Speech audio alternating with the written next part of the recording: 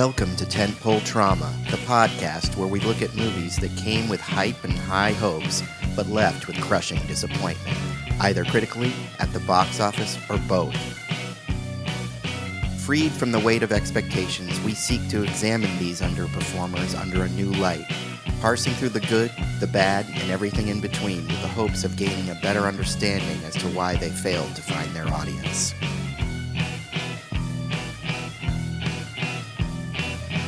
Warning, there will be spoilers, so if you haven't seen the movie that we're discussing today, I suggest you stop the podcast and go watch it.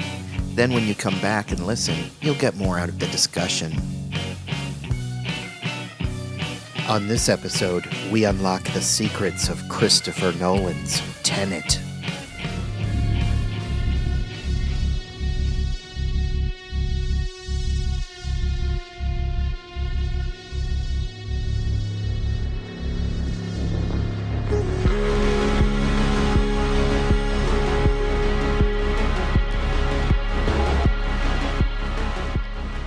Okay, I'm Sebastian, and I am here with Troy. Hello.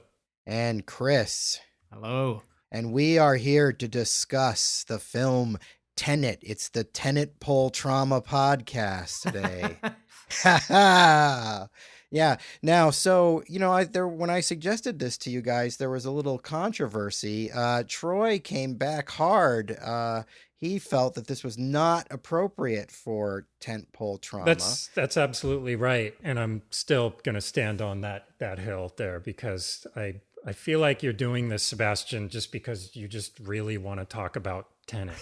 This is true. You're going to need to tell me how this is a tentpoletrauma. Well, because of a technicality. Technically, this movie underperformed really severely. It's like kicking a puppy. This came out like during COVID and like it's streaming. They can't put it in a theater. Well, okay. The whole idea behind this podcast is not just to kick movies that didn't make money when they're down.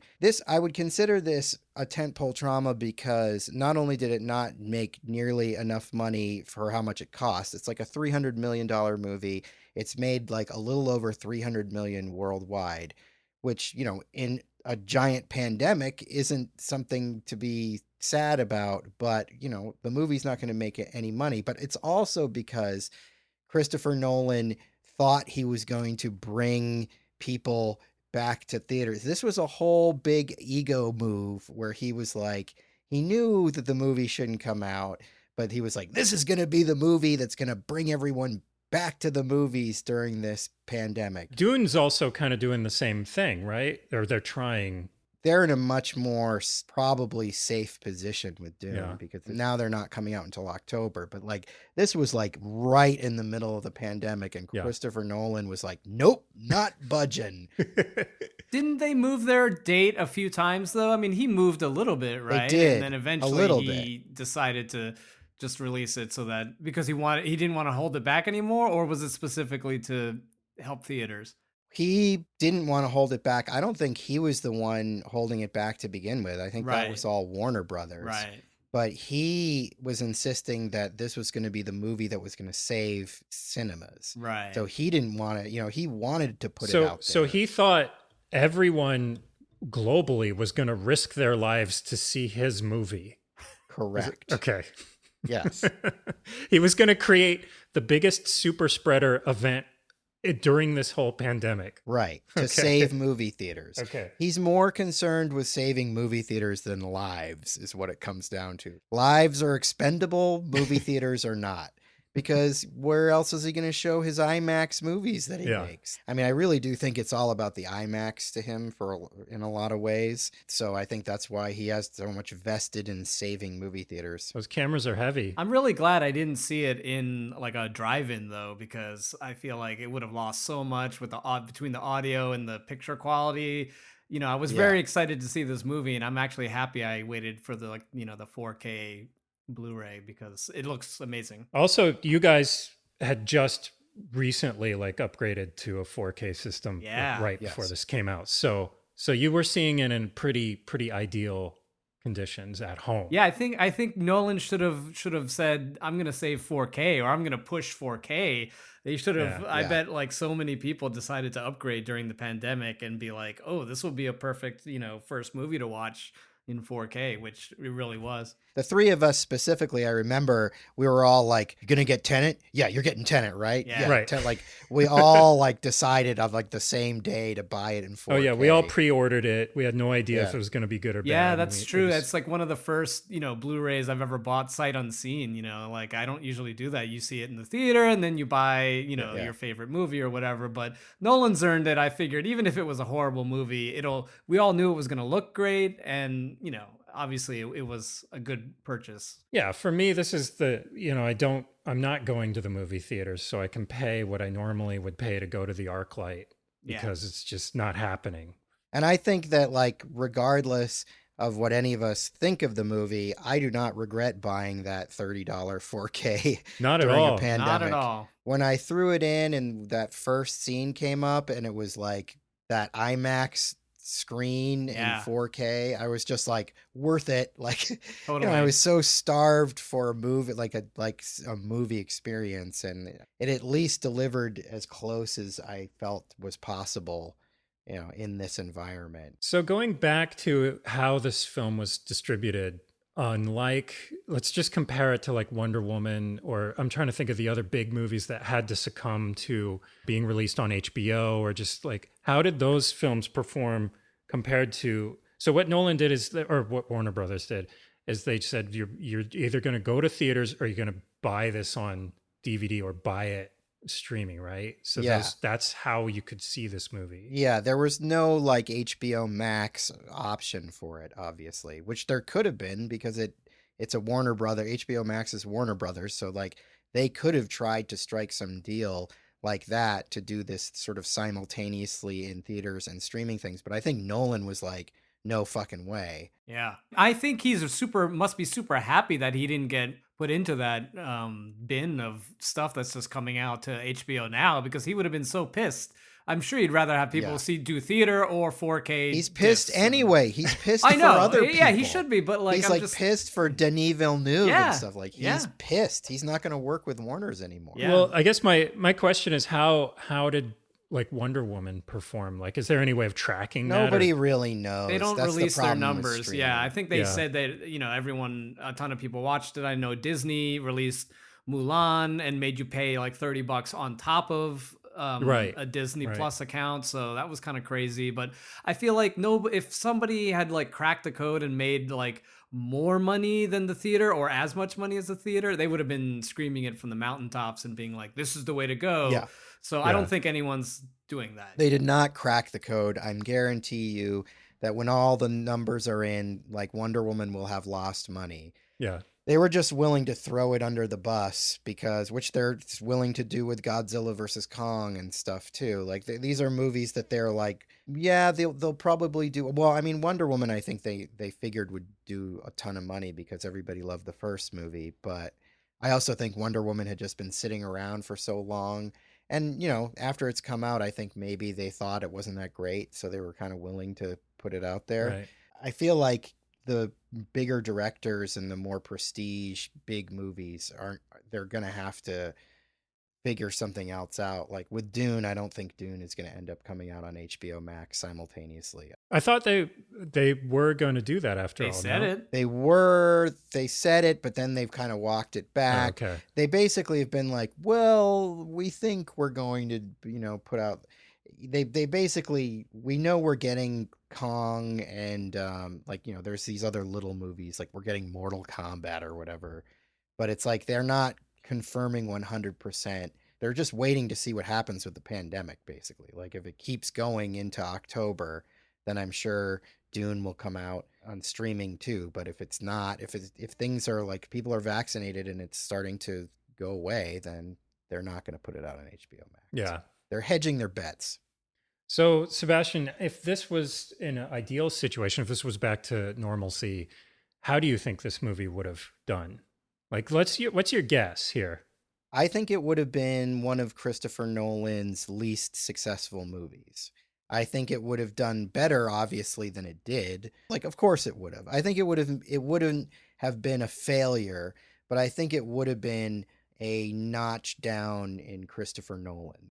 Because I think people didn't understand the fucking movie. Yeah, but I think that helps it. I feel like you go back to see it again and again. I've already seen it 3 times. Maybe. You know, I feel like the hardcore people would have been back and back and back and been like, You could be right. right. There would have been more of a buzz because everyone would I think talk I would about have it. paid twice to see this in Yeah. the theater, because at the first screening, I could not understand a single thing that was going on in it. But I loved it. And I watched it with my wife, and she also loved it. And she's usually like lukewarm about these kind of big action movies like this. And she Yeah. was into it. And we kept stopping it to try to ask you, like constantly stopping it to ask each other what the hell was going on. And I think I would have gone back. I would have in the theater gone to see it a second time. Definitely. I definitely would have, because I loved the movie. Yeah. Like I kind of loved it from the get-go, and I understand everybody's complaints about it, but I'm just like, I don't care. I love this movie. Yeah. And the fact that it's so hard to understand, it makes it fun for me. And it's especially fun when you have the 4K Blu-ray and you can just watch it again right away and just really try to dig into it. We should make a pact right now that if they re-release Tenet in the theaters after COVID is over, the 3 of us got to go see it. I'll see it again. I'll see it in the theater, definitely. Let's see it in IMAX. And we'll just be like, yeah! Which actually could be a strategy for the studios to re-release COVID movies in theaters after this. So, well, I tell you what, Troy, if they re-release it in theaters and make like $1 billion, I will strike this podcast off of the feed. So we're all on the same page, though. None of us understood this movie during the Not first the first viewing. time through, for sure. Rather than go through it point by point, like we often do on the podcast, what I would like to do is just kind of cover the stuff that we're kind of foggy on, and sort of talk it through to see if any of us can bring new insight to things. Because I watched it again today, and I definitely picked up, I'd say, about 13 or 14 or 15% more stuff that I hadn't even noticed before. Yes, let's totally do that. And I just put it on right before this podcast, and I didn't realize that the beginning I didn't even really get. Yeah. So let's start right at the beginning. Yes, I have a question right at the beginning too. Okay. So the movie starts at this raid at Kiev Opera House, basically. It's amazing to look at. It's IMAX. You know, what we first see is a group of terrorists going into this opera house. Then we see a team of like special ops guys who our hero, who's pretentiously named the protagonist, is among them. He's played by John David Washington. And so they go in and then they gas. Yeah, so wait, who is that team? That's the thing I'm not totally... Okay, that's my question too. I'm like, are they CIA, or did the CIA rescue that team that was undercover with Russians? There's so many, because I noticed that when they gas people, some of the terrorists fall down and then some of them have gas masks and are ready for it. So it's like a triple double cross everywhere. When he's getting briefed afterwards, it doesn't the guy who's Martin Donovan, he's briefing him, and he says, who knows, it's in Ukraine, it's in the Ukraine. We don't, he kind of says that it's vague, right? Well, and not only that, well, okay, here's the deal. The protagonist is definitely CIA at that point, okay? Yes. So he's in this team of like, they're like the Russian CIA or something, right? Oh. And this is all, what they're trying to do is kill that guy that he rescues. Right. Like, it's all an operation they're making it look like it's this terrorist thing that's happening, but really they're doing it. It's all a front get to that guy, because they want to kill this one guy who's got the algorithm.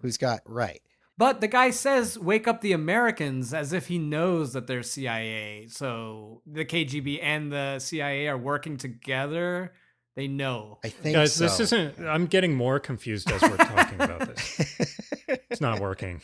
Okay, well, I was hoping maybe you guys would have some sort of... Well, I don't know anything about what the mission was, but I think more so like what I picked up on this time is whatever was that mission was, his name we're not supposed to know, and then after the fact. This was basically they put him specifically on this mission to see how far he would go, to see if he's trustworthy enough. Yes, to join Tenet. Do you know about the Satyr Stone? Because I'll No. explain that What's to that? you guys. Tell us all about that. Apparently, I did not understand. I still don't understand this movie. Well, I mean, it doesn't really have anything. I mean, I'm sure it does have something to do with the story, but all of the things, there's this mystical, supposedly stone. It's a real thing. It was discovered, I don't know how many years ago, but it's basically dates back to like they think ancient Greece. And all it is it's a tablet, and it has the words Sator, Arepo, Tenant, and then a couple of other things. But basically, all the words that are used in the movie are on that stone. And actually, Arepo backwards spells opera. So that's why the opening takes place in an opera. And Kenneth Branagh's name is Satyr. Is Satyr, right? Yes, yes. And the guy who made the fake painting is Arepo. Right. So he uses all of those, and Tenet is the word that's in the middle because it's a palindrome. But like the way this stone is laid out, it's like the words are going horizontally and vertically, like a crossword puzzle. But it's like you know what I mean? They work going all each way. That's more like a screenwriter thing. That's right. It's not necessarily would work its way into the plot. It's just kind of an interesting inspiration that he drew from. Okay. Yes, it's not actually in the plot. This stone does not figure into the plot. So don't get worried if you're like, I missed this stone. What's the significance of the stone in real life, historically? They think it has magical abilities because apparently, like, demons will be confused by the circular nature of the words. Okay. I mean, nobody really knows for sure what its purpose was. It's just one of those things where it's like, what was this? Right. But that's where he sort of drew a lot of the inspiration for these names. And it makes sort of sense in the idea of, like, a lot of this movie is sort of structured to function like a palindrome. I don't really think that it does technically, but it kind of does. And when you watch it a few times, you're like, oh, okay, like it is kind of going back to the beginning. Like in the end, that whole big battle is actually taking place on the exact same day as that opera house siege. Yeah, I thought they were gonna go back to the opera, and that was a little bit disappointed that never happened. But I guess it's fine. I mean, I see why he did it, because it's like you don't want to just he gives you that middle section where it's kind of going backwards through the movie. Mm-hmm. You know what I mean? Like you reach the middle of the movie when they're on the boat. Well, you reach the middle of the movie, and then the protagonist goes through the turnstile, and then it starts going like now he's working his way backwards through the movie. It kind of brings you back to the Freeport scene again, but it's not exactly. Right. It's not a scene for scene thing, but it is chronologically. So the name Tenet used in the film, is it supposed to be the name of a cabal, or is it assigned specifically to... It's a secret organization that is dealing specifically with these inverted elements, these artifacts that they're finding, and weapons and things that are treated so that they're inverted. They are now, what do you call it? They're not literally going back in time, but they're entropy is reversed. Entropy, or whatever. Right? The entropy is reversed. They're just the good guys from the future, right? I mean, whoever started it, basically, the protagonist did, right? Which is funny when you get to the end of the movie, you find out that the protagonist is the guy that has been he's actually the one who's been doing it the whole time. Right. So this whole test in the beginning was a test he was giving himself, I guess. So because it was Tenet, the protagonist, that found Robert Pattinson and yes, recruited him and everything, right? Yeah. So. And we'll talk fan theories about Robert Pattinson. So the fate of the world is involved with this algorithm, and the guy left it in coat check? Like, what? Like, is that really the most secure place to put the thing that's, gonna destroy was the it world? The whole thing or a part? It was a part of it. It was the missing, right? The ninth part, which is very important. And why was he bringing it to the opera? Yeah, I'm like, whatever. I guess the least likely place you'd think, oh, I just left it in coat check. But, on review, I'm like, that's a little bit crazy. Well, but, I think that it's all explained when our protagonist gets enlisted into Tenet and goes to sort of learn about what's going on with all this stuff. And that woman teaches him all about entropy, where Yes. you have to, which never plays into the movie, but it's like you have to touch something before it can then reverse into your hands or whatever.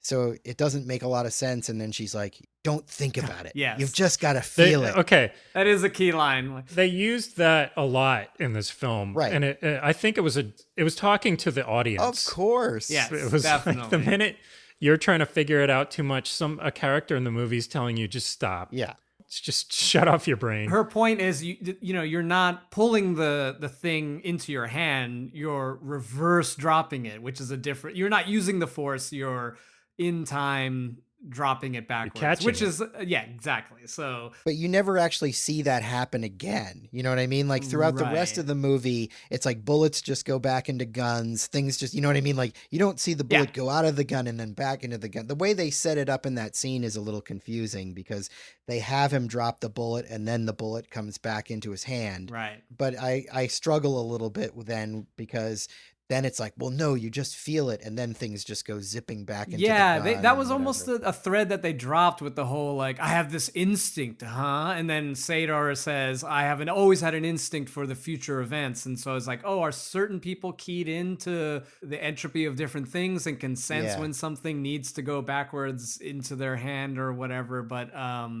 I also want to ask, she must be the scientist that kills herself, right? That they talk about later. Yeah, That I woman, thought, because it's a woman, and so maybe that's her because she invented Yeah. the whole thing and then killed herself. I think you might be right. It's never definitively said either way. Okay. So, I mean, that's kind of who I was picturing in my head when Yeah. they bring that up later, but they don't say definitive. I mean, there's a lot of stuff like this where things are left kind of like, ooh, well, is that this or is that that? I mean, I think you're supposed to be asking questions, obviously. Right. Now, we should probably talk about the elephant in the room, and that is the sound mix.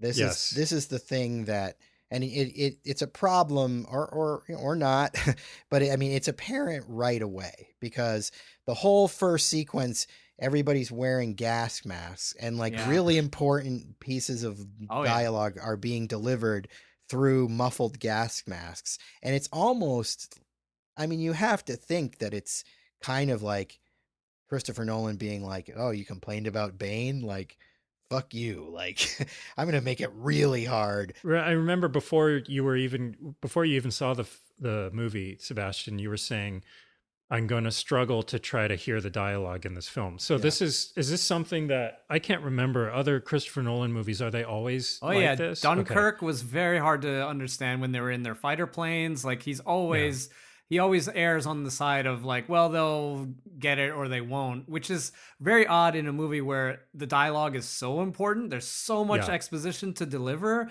Yeah. I really admire Nolan that he pushes the audience, like I heard him speak once and he said, I'm in a unique position and I'm always going to make a movie that, pushes the audience to really, meet him halfway. And I think that's great. It's like they're always original. He's pushing, well, other than The Dark Knight, he's always pushing you to like, meet him halfway, bring your brain to the whole thing.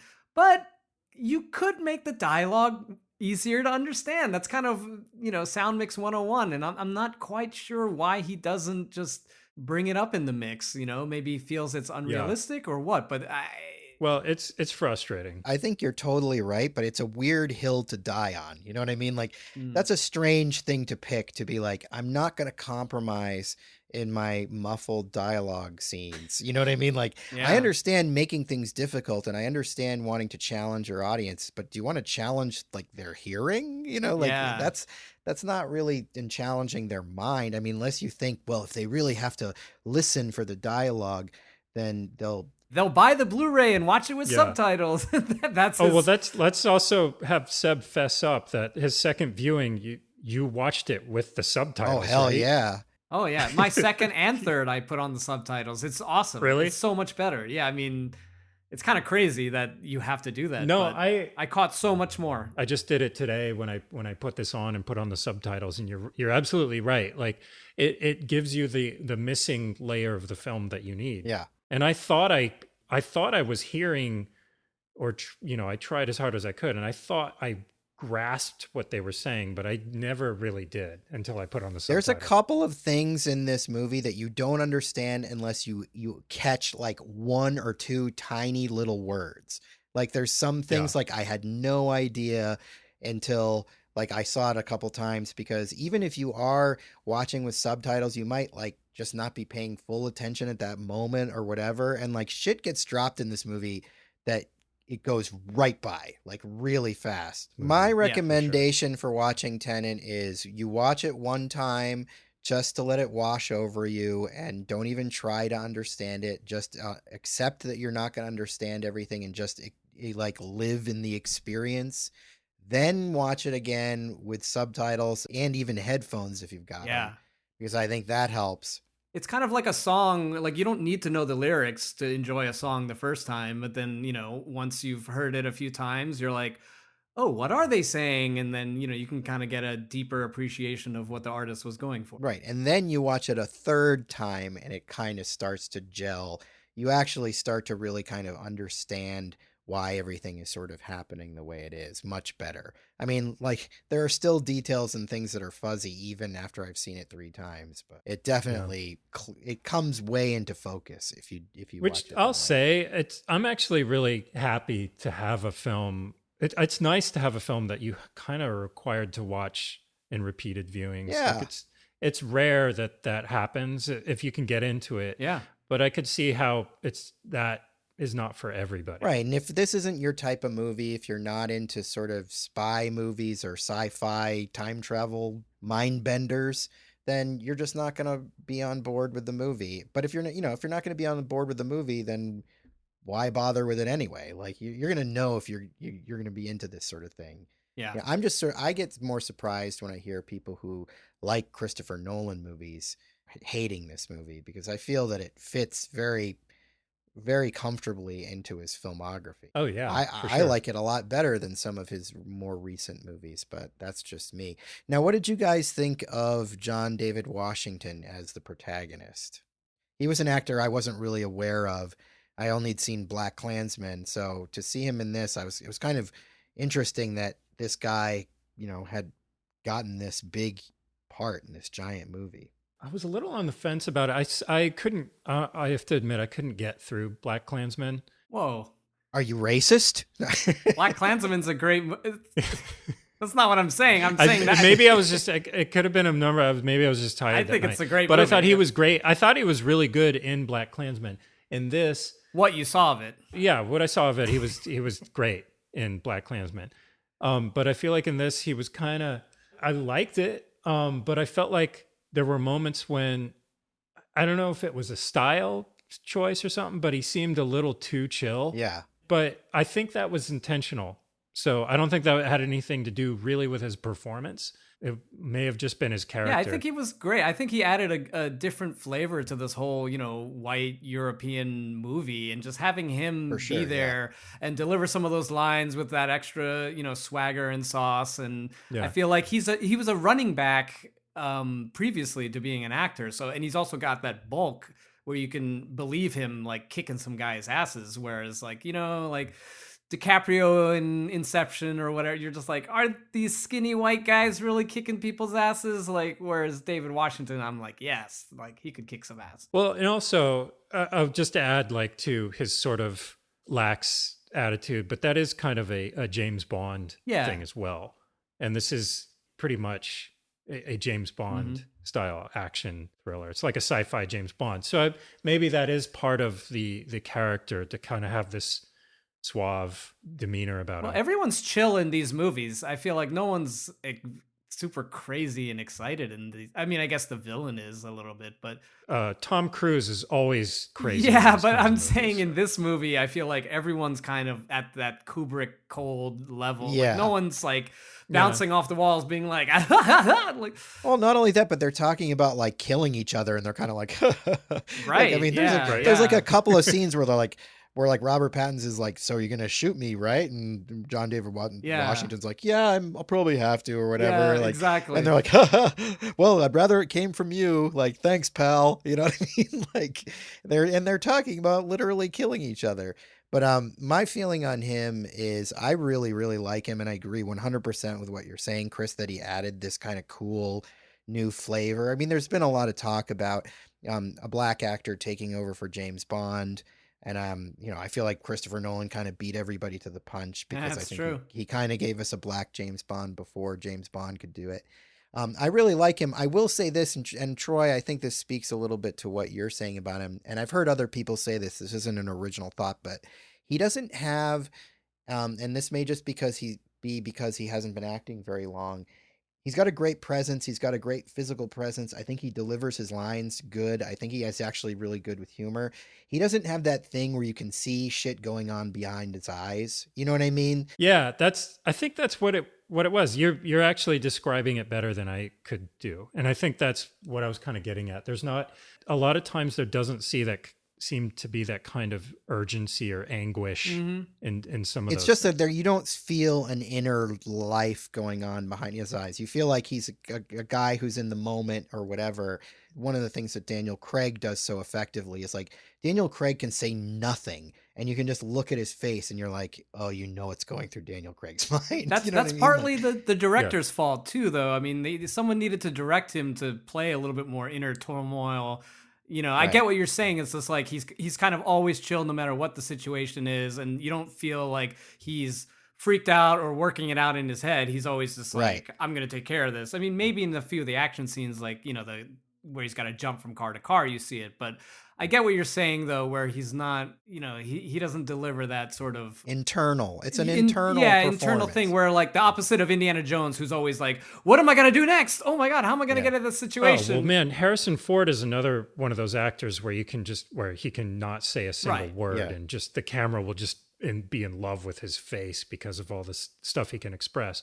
But I think it also, it's not just the action that he's doing in this film, but like, as the audience is totally confused about what the fuck is going on with the entropy and everything, he's just kind of like, he's just sort of like, fair enough. They're explaining all this stuff to him, and he's like, so what's that do? And he just kind of like, he picks up the bullet, and he's like, cool, and it's I just wanted him to be like, just to like grab his head and just be like, I'm too confused. I just wanted some of that emotion from him. Yeah, I mean, I think there's a balance of like, I think it would have been fine. I mean, I still think it's fine. I really like watching him. I think he's like handsome and magnetic. I think there could have been a little more from him just in terms of feeling like there were he could have been totally stone-faced and cool outwardly, but if I could just see in his eyes, like, I'm freaked out. You know what I mean? Like, just that thing that some actors can do where they can show you very little, but they can have their face say one thing, but their eyes say another. And I think he's not quite up to that level yet as an actor. I think he could get there, and I think he could be really magnetic. You really see that in the scenes where he and Robert Pattinson are side by side. Right, because Pattinson can do it. Robert Pattinson, he just looks like he's sweating and he's just like struggling, and John David Washington doesn't seem to be doing that as much. Yeah, Pattinson can really pull it off. Like he really, I mean, he kind of walks away with the movie, I think, in a lot of ways. Well, and also Pattinson's character has been through way more when you first meet him. I feel like that's the point of seeing him so ragged at the beginning, right? Is like that he's been through their whole relationship at that point. And I will also make a side note that multiple people after watching the car chase scene, ladies especially, were like, Robert Pattinson looked pretty good driving that car. He could have, replaced Ryan Gosling in Drive and did a fine job. And I'm like, I see it when he's driving that car and he's got those gloves on and he's like checking out where everything is in the rearview mirror. You're like, that would have been a good drive as well. He'll look good in the Batmobile. Yeah. What did you guys think of Elizabeth Debicki as sort of the female lead? Kat or Catherine. Her stature just freaked me out. She is so friggin' tall.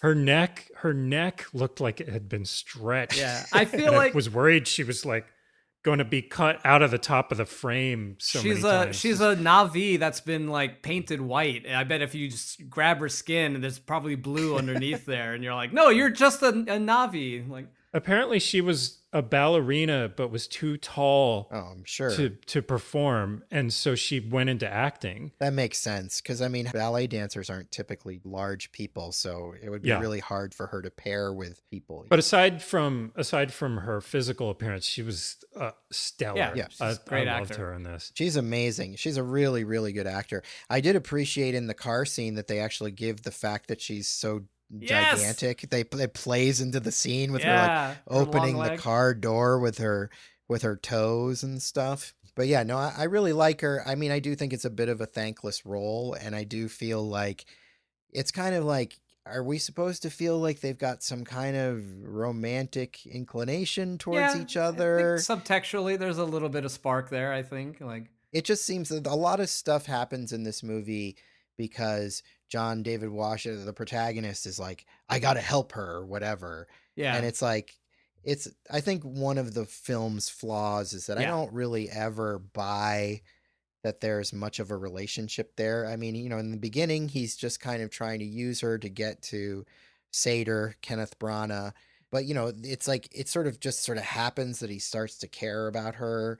And I mean, this is sort of true in a lot of, spy movies, that these sort of dynamics happen. But they make a big point of that John David Washington has a strong moral compass, because even when they're doing like, the airplane job, he's like, wait, are people going to get hurt? Are the pilots? And they're like, no, they'll just jump off. And so like, I feel like that was kind of supposedly the through line, is that he's very just and worried about everyone's lives. And my biggest issue with her character was just, it feels similar to the whole plot of Inception, where Leonardo DiCaprio has to get home to see his kids. And you just go, why don't his kids just move to Paris? And then everything will be fine. Like, you don't have to do this. Whereas, she's under this guy's thumb because she sold him a painting that she verified as real, but it's you want fake. me to explain this to you? Because I know what's going on. It doesn't make any sense to me. I don't like. So what if she did that? I agree, Chris. It was a bit of a fatal flaw. It seemed for me really dumb to get on board with that. Yeah, and all you have to say is, who's to hold her accountable if he ever came back and said this painting is fake and was verified? Well, no one was tracking the painting. He could have just switched out for a fake and said, look, this is the fake painting, unless there's some kind of Sotheby's attachment to it that it's sealed in a frame. All you have to do is just have him have hold over the son.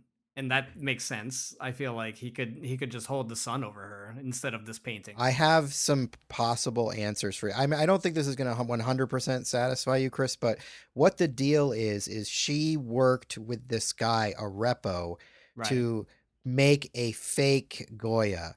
Right, 2 of them. And she knew.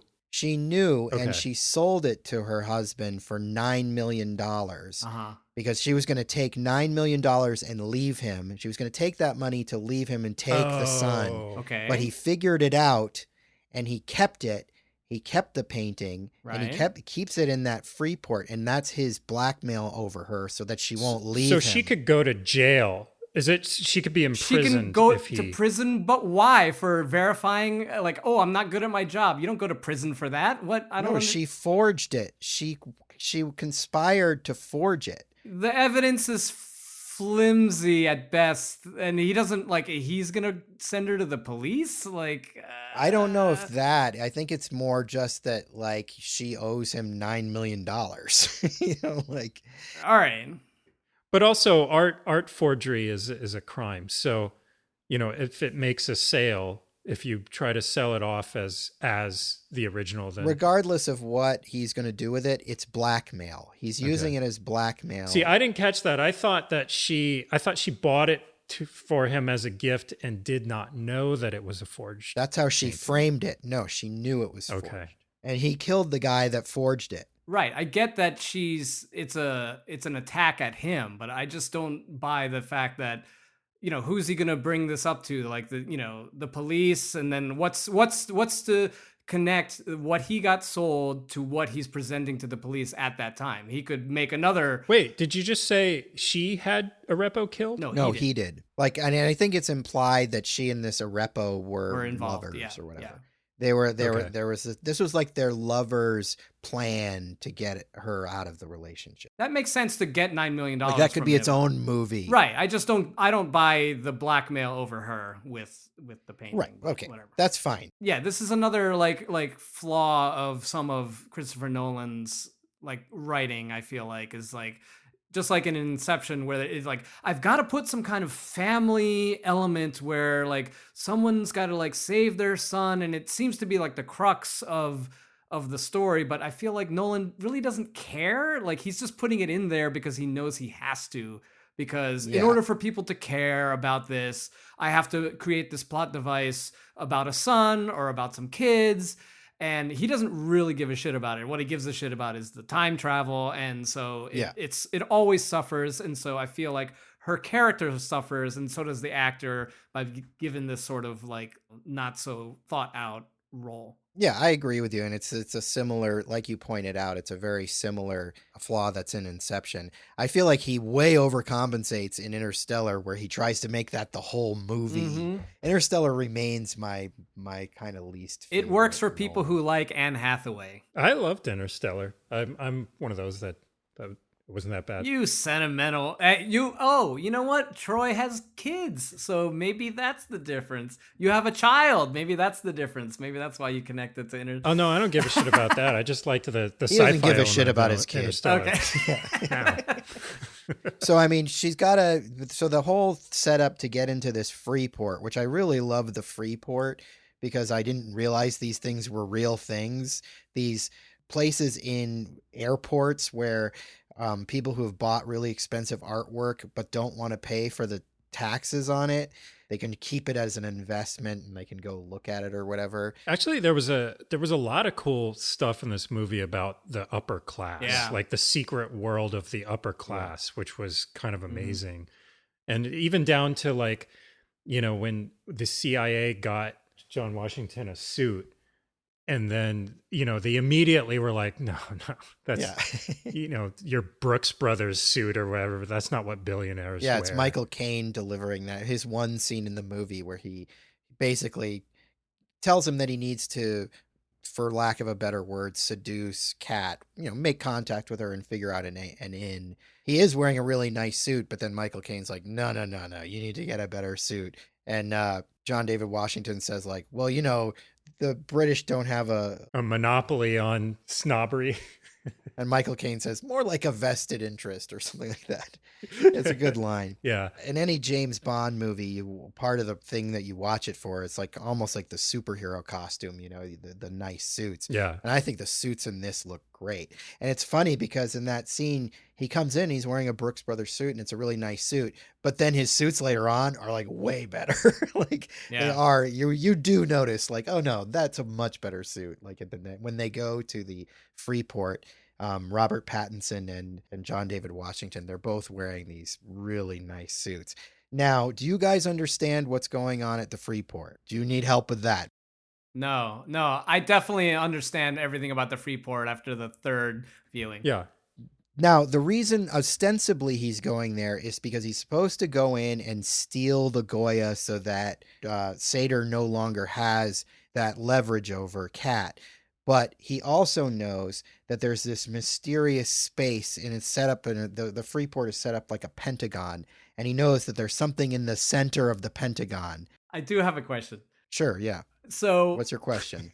I understand that the turnstile can invert objects, and that objects from the future are being sent back. Okay, yeah, I don't fully understand. How did they make the turnstile? Because they totally said that hasn't been invented yet. Is there a turnstile that the turnstile can go through?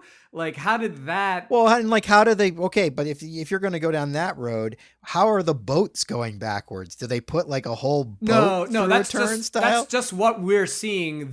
Those characters are inverted, but the boat isn't inverted, right? We're just traveling back through time with those characters.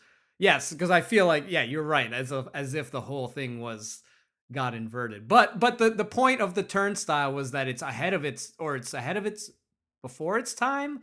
Like, it shouldn't exist in our time. And so how did it get? Yeah, it was a bit of a jump it was a bit of a jump to go from, when he's talking to this scientist in this room and she's like got a couple of bullets and they're like, well, we're finding these objects from the future. But right behind us, we've got like a boat full of these turnstiles. And we got a couple more of these turnstiles over in this spot and over here. I'm nitpicking, it's fine. But like, if I am to nitpick, this is one of my questions. What I think we're to take away is that sometime in the future, they're going to figure out this stuff and then it's being sent back. So, I mean, I understand we're not given a satisfying explanation as to how they work. But the idea is that we can't know how they work yet. Right. They're supposed to be going there to get this painting, but then they find this turnstile in the middle of the Freeport. And at the same time, to get into this area, they're pulling off this crazy on-the-ground plane crash into the Freeport so that it'll set off this crazy alarm system where that basically sucks all the air out of the room. So they've got to go from the room to room, like trying to breathe. There's a lot of stuff going on in this movie that isn't, I think, as visually interesting as Christopher Nolan thinks it is or would be.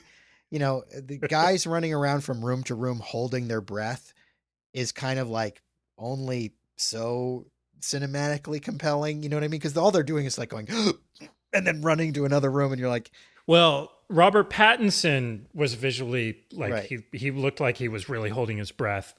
John Washington looked like he was a little chill holding There's his a breath. scene in Mission Impossible Rogue Nation where Tom Cruise goes into this underwater pool with this crazy spinning thing and he's holding his breath the whole time. And you are like, oh my God, like you can't breathe because he's holding his breath. He's in water. So there's a visualization of the thing that you can't breathe in. And this is just like, they're just not breathing in air. And that's not, you don't feel the suspense of that. I feel like it's supposed to be a minor sort of, barrier for them to get through. It's a heist movie and they just added a little bit of something. And right around the corner is this plane crash, which is plenty of visual. Well, the plane crash is amazing. That was a real plane. And that was something that he was hell bent on doing. Like they tried apparently to make him do that with visual effects. And he was like, there's no way that we're going to get a real plane. We're going to blow this thing up.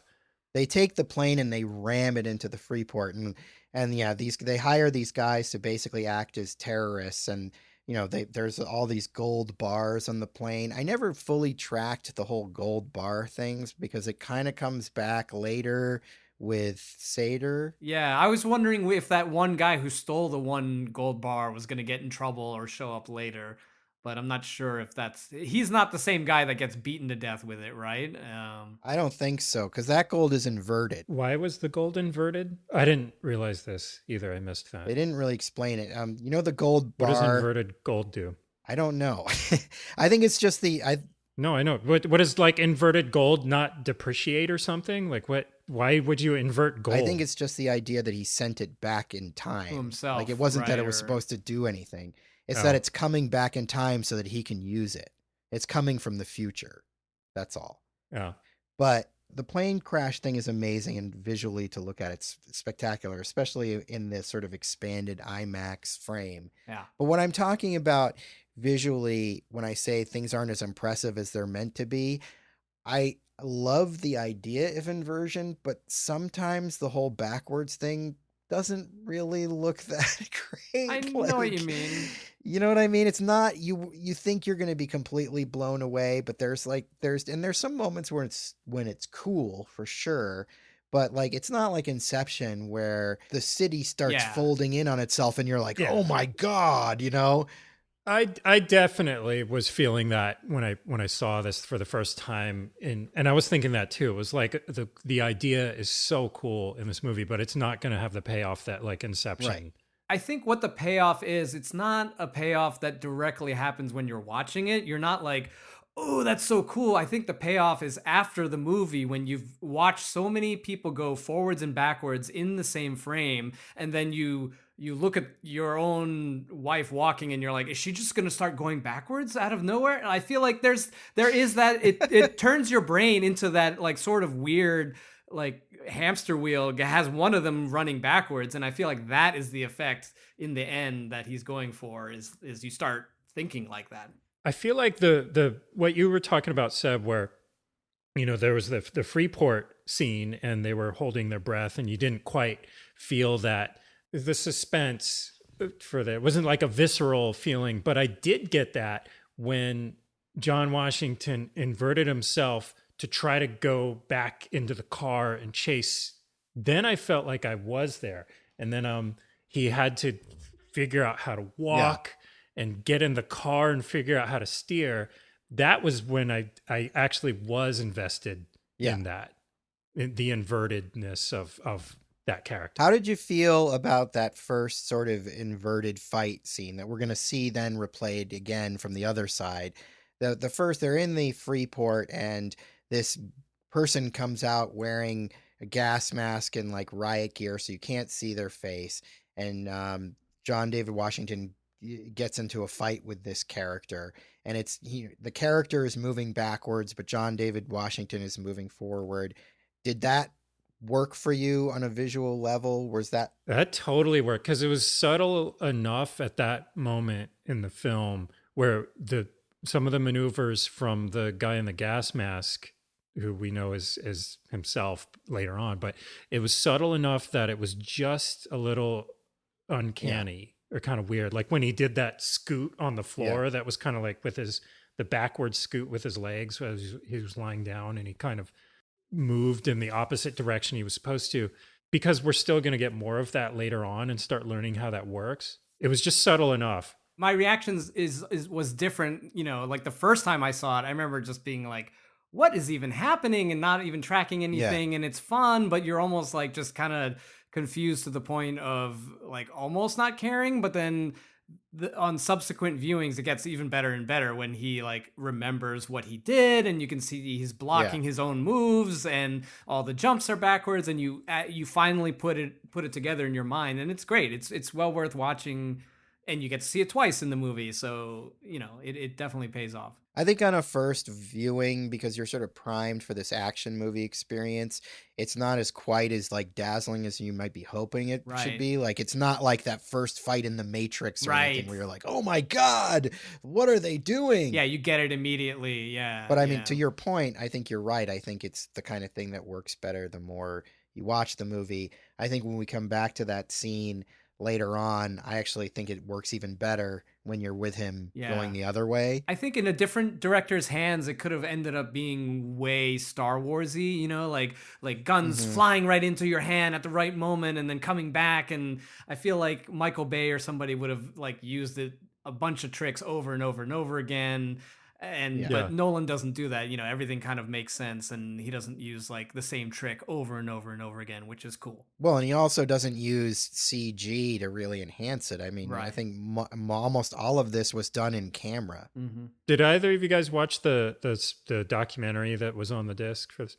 Yeah, they cover that. I mean, it's pretty exhaustive, the documentary, for everything. I actually had to skim through a lot of it, but they were covering that, how they did the effect, and it is just exactly what you think. It's like one actor would kind of learn how to do like a backwards hit, and then they would have that actor do backwards and then the other actor do the forwards, and then they'd reverse the film, and that was pretty much the extent of it.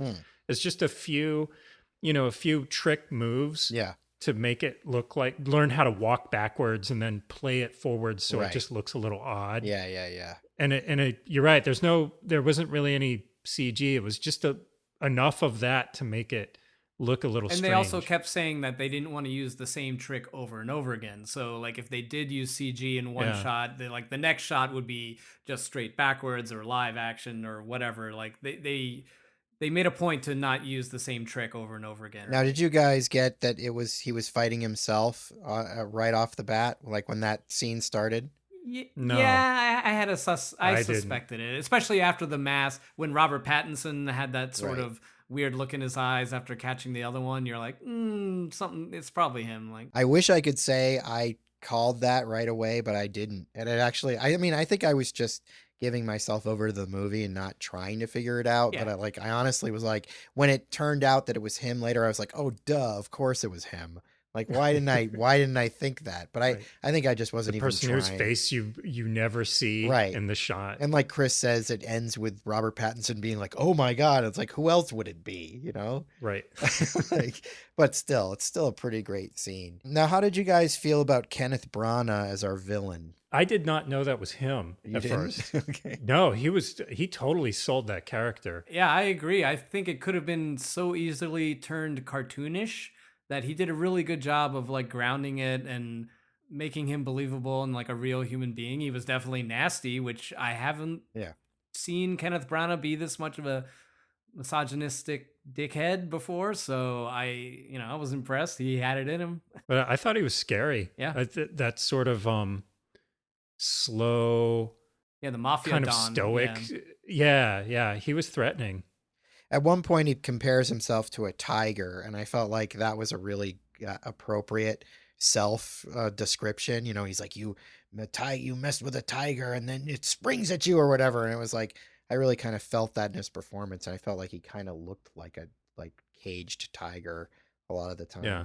And he didn't do anything like over the top with it either. You know, he didn't wear a bunch of dark sunglasses or give himself a scar. He was just like, it's still Kenneth Branagh, and it's his acting, you know, it's the way he carried himself that really provides the menace. So I thought it was all great. There's this movie that nobody saw like 5 years ago called Jack Ryan Shadow Recruit, where Chris Pine plays Jack Ryan, and Kenneth Branagh played the villain in that. And he played a Russian villain. It's like almost the exact same performance, but nobody saw that movie. Okay. And like Christopher Nolan was like, just like, hey, can you just do that, but in my movie, and we'll make it good?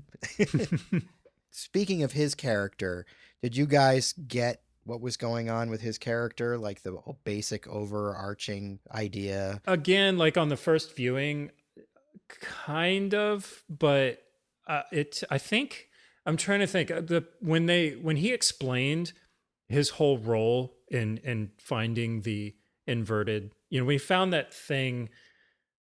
Okay, well, goes back to like his hometown. And he's explaining how there was this accident, like a nuclear accident, and nobody wanted to go clean it up, and he volunteered because it's like he was poor and he grew up in that area. Yeah. And he stumbled upon this by accident, right? He basically stumbled upon a time capsule. It was a time capsule, but it was like a payment to somebody or something. Was it from himself? Yeah. Yes. Yeah. It's from himself to him. Yeah. So it took me the second time to get that. So, okay. So it was a payment to himself with a note in it. Yes. Describing what he was going to do. Okay. Right. And the thing that makes that a little bit confusing is you don't get that from his dialogue when he's talking about it. He doesn't reveal that in the dialogue, but you see it in the visual that there's a note, and it's basically from himself. He doesn't say, I sent myself something through time. He just tells you this happened, and that's how he became. So the first viewing, no, I was totally at a loss as to anything that was happening in there. I got enough of it to understand that he had become a part of whatever this was through that thing, whatever that was in the time capsule or the capsule. Yeah. But then that's about as much. I just loosely kind of picked it up. And so did you get what was going to sort of happen when this algorithm, and we can talk about the algorithm because it's pretty confusing. No, the algorithm made no sense to me at all.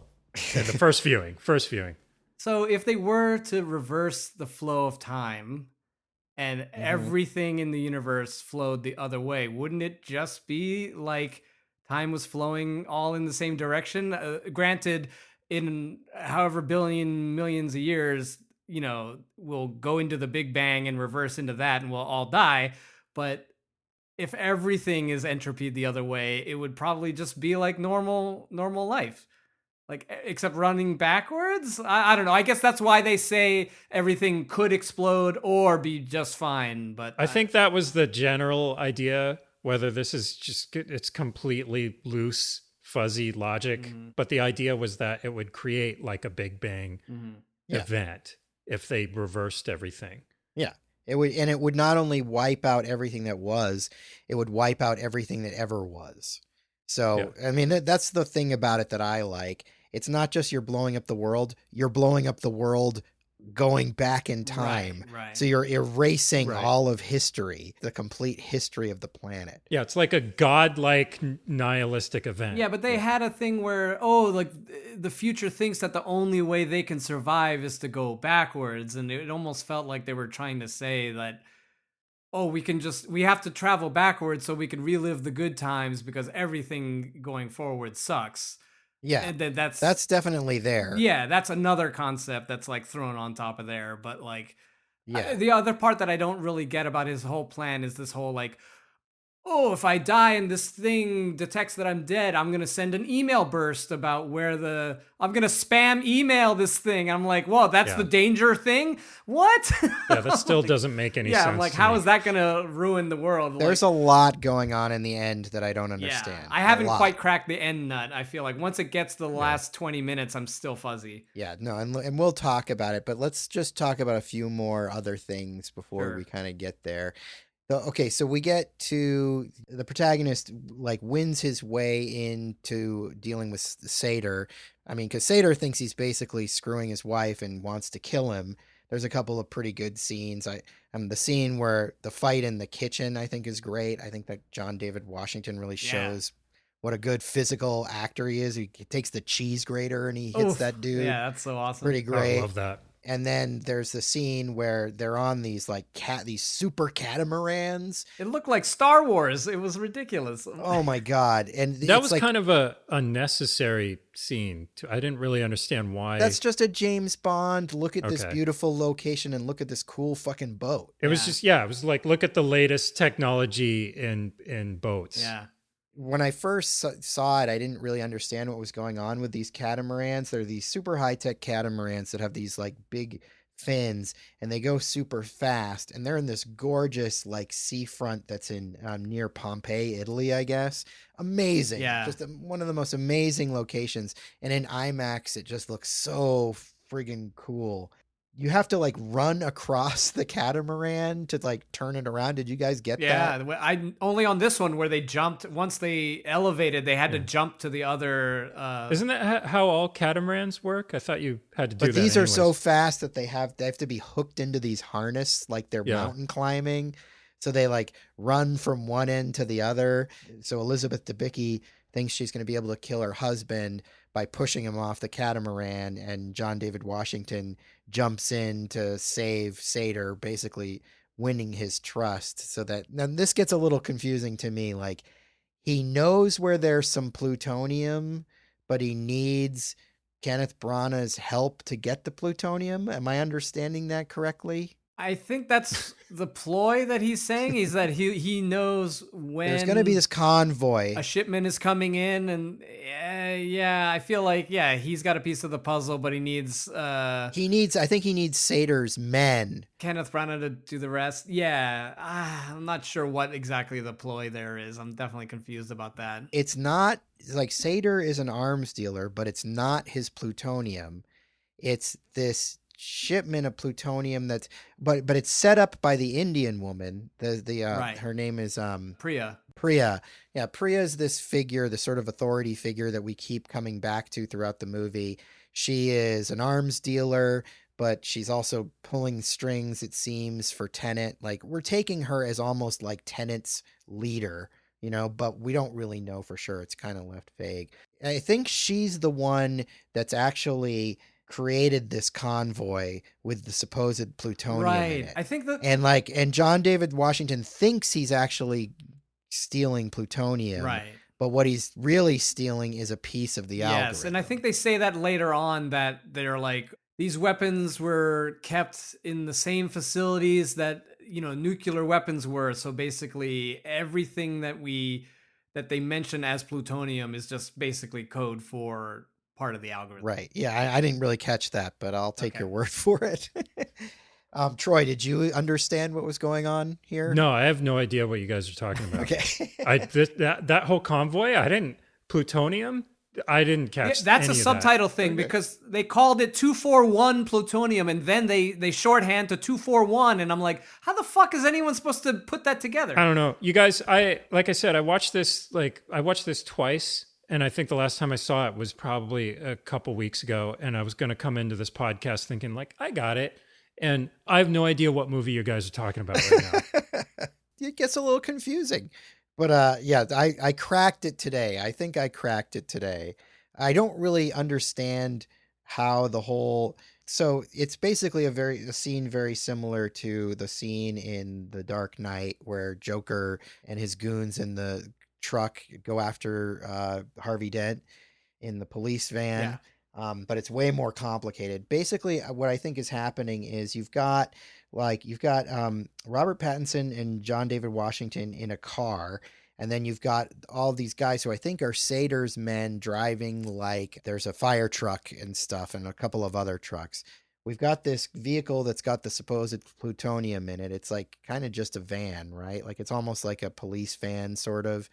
And then they make a box around the van with all the bad guy trucks.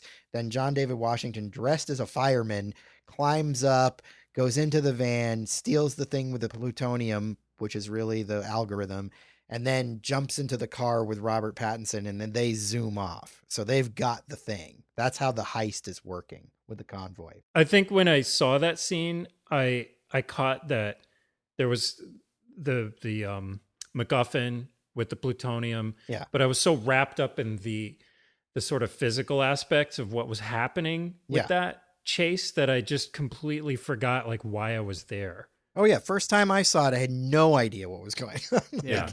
This is only third viewing I figured it out. Right. And then it only afterwards, like then later in the movie, you kind of register like, okay, well, he obtained this device from all that. But every time I watch that scene, it's just I'm too wrapped up in just the chase itself to know like why they're doing it.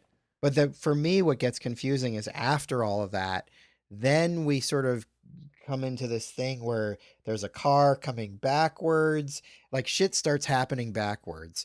And this is where I cannot make sense still to what's going on in this part of the heist, where it's like John David Washington is like throwing the case with the algorithm across another car, but it's going backwards. And then Kenneth Branagh is showing up and he's in a car that's driving backwards, but it's not going backwards, but he's inverted. I mean, I get lost in this sequence.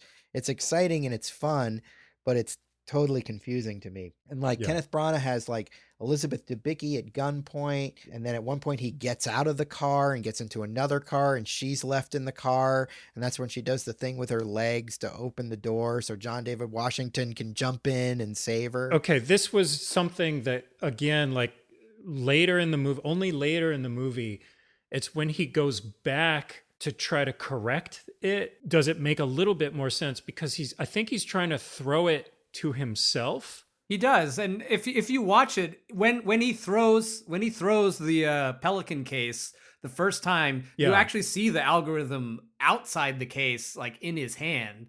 Yeah, and so they didn't it was not even any editing tricks there. You see that he didn't throw it if you look close enough, but it definitely is confusing. But the first time you're seeing it and they're throwing this Pelican case across cars, like it just makes no sense at all. None. Yeah. Well, Robert Pattinson says, "Don't give it to him." I mean, there's the obvious cues there to follow it. I think they did a decent job of explaining it. Like, obviously, when you see a car driving backwards, that thing's inverted or that person is inverted.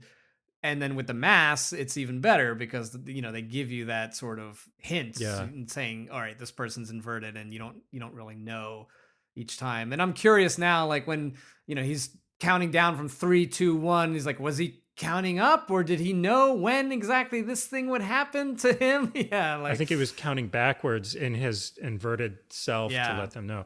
And my nitpick is I wonder if two cars are chasing each other, one's inverted, one's not. They basically said that they're back bumper to back bumper, but I feel like they should be front bumper to front bumper chasing each other. But I guess that would look even dumber. So anyway. Well, I'm just going to throw this out there because it's one of the things I think I appreciate the most about this movie, especially after having watched the little documentary on it, the large documentary on it, is I had done a lot of previs on films, and it's always like for, just to make action scenes work, and it just kind of makes the effects a lot easier to do. But for this movie, it's the one time I feel like pre-visualization Yeah. Hmm. was not only essential but made it kind of amazing, because when they would build an animation of these things, what they could do is take that animation and then Right. reverse it Like, does this make sense? Does it work? Yeah.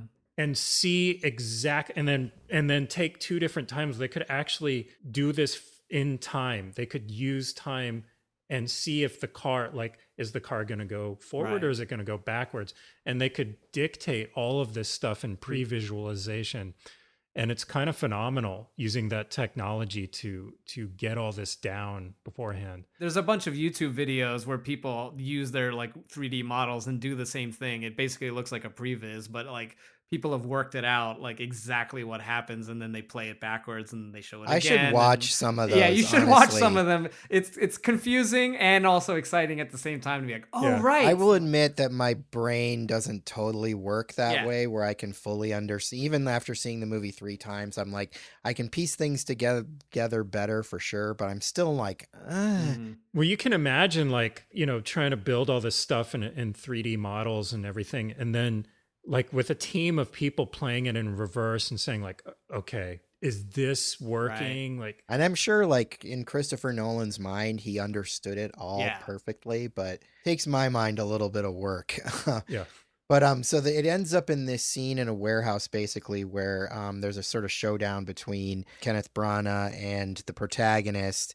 He's got his men holding the protagonist on one side of one of these turnstile rooms, which are basically divided down the middle. One side of the partition is going in reverse, and the other side is going in real time. And the way you know it is it's sort of separated by lighting, like sort of red and blue lighting, which I think is cool and sort of evokes the old 3D like Yeah. glasses. Yeah. But this scene is also pretty crazy and hard to wrap your head around because his goons are holding the protagonist in a chair, and he's Brana and Elizabeth Debicki are on the other side, and he's like threatening her. He's trying to get the information of where the algorithm is going to be or whatever. They have this whole conversation where it's like you hear Kenneth Branagh's dialogue backwards and then you hear it forwards. And then, he shoots Elizabeth Debicki with a reverse gunshot, which is supposed to be even worse than getting shot by a regular gunshot. But they never actually told you why that's worse. No, they kind of do. That's something to do with like the radiation, inverse radiation or something like that being really bad for you. It's a really crazy scene. And then Kenneth Branagh like goes in, like, I don't know, he goes out through into the normal like time and then comes back again. Yeah. So like he knows what's going to happen, which is really kind of crazy. Like I picked up on it this time, like, oh, he knows that he's going to say this and then he's going to say that. So he's actually timing everything that he does. When you see him the first time, everything that you see him doing, he's figured out that he needs to do it like that so that he can then go and get the algorithm. Did you guys catch that? Kind of. This was the one scene where I actually felt like I was riding the wave and not falling off. Like it was even down to like, when he's speaking backwards and then you're hearing it through the intercom, like on the other side and forwards. And it was one of the coolest scenes, I think. Yeah.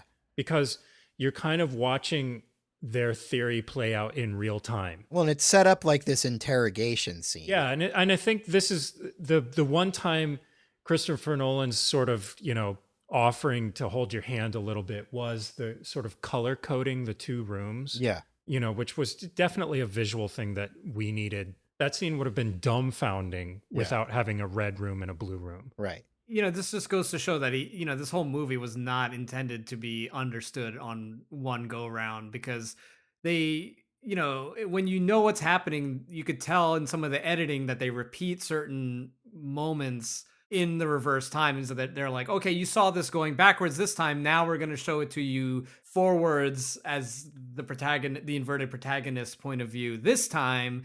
But there's no like sort of color coding to that. It's not like, the movie Traffic where it's like, all right, anything that's grainy means that we're traveling back in time or anything like that. But only because I know what's happening in the movie did, like, in this moment. And then I think in the final battle, they definitely cut in between the timelines. They'll go, all right, we're going here, and then now I'll show you the end inverted time coming in, and only because you know what's happening can you actually figure those out. But on the first, that's I think why I was completely lost that first time watching that final battle, because I'm like, I know there's a blue and a red team and they're inverted, but I didn't know that we're cutting in between those timelines. Even not only are we cutting between two, different groups. It's so confusing. I think it was your brother who said like, "Oh, I started to watch Tenet after a few like whiskey sours or something." I was like, "Oh, forget it. Like, just don't even bother. Don't try to watch this drunk. You will never ever understand it at all." Yeah, no, I really like this scene, and it's definitely one of those scenes where it plays every time you watch it. You get a little bit more. You get a kind of a better understanding of what's going on. But then it's kind of like the tour de force. Basically, to save Elizabeth Debicki, John David Washington has to like basically invert himself, and so we get this whole sequence where he goes out, and like Troy mentioned, there's this really kind of cool scene. And one thing I really love about this movie is there's these shots of John David Washington, and they were all in the trailer, and they're usually like IMAX shots, but there's just something about the lighting of them. Like the scene when the door opens and you just see him standing there in the mask. There's something about it that's like, so it's like a hero shot, but it's so unlike any hero shots you're used to seeing, because it's almost like seems so fucking like real.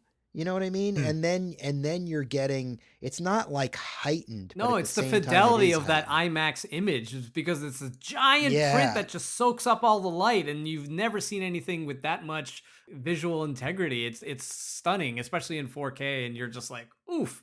It's well, and John David Washington is a pretty dark-skinned actor, and I think that the IMAX just looks so good on him. You know what I mean? Because it's like his skin is really dark and rich, and when you see it in like 4K, it pops, which is unusual for for black actors. Sometimes it's hard to sometimes light them in a way that like pops, but he pops it. It just looks so good, like agreed. It's just such a great, but it's got this just real kind of gritty realism to him.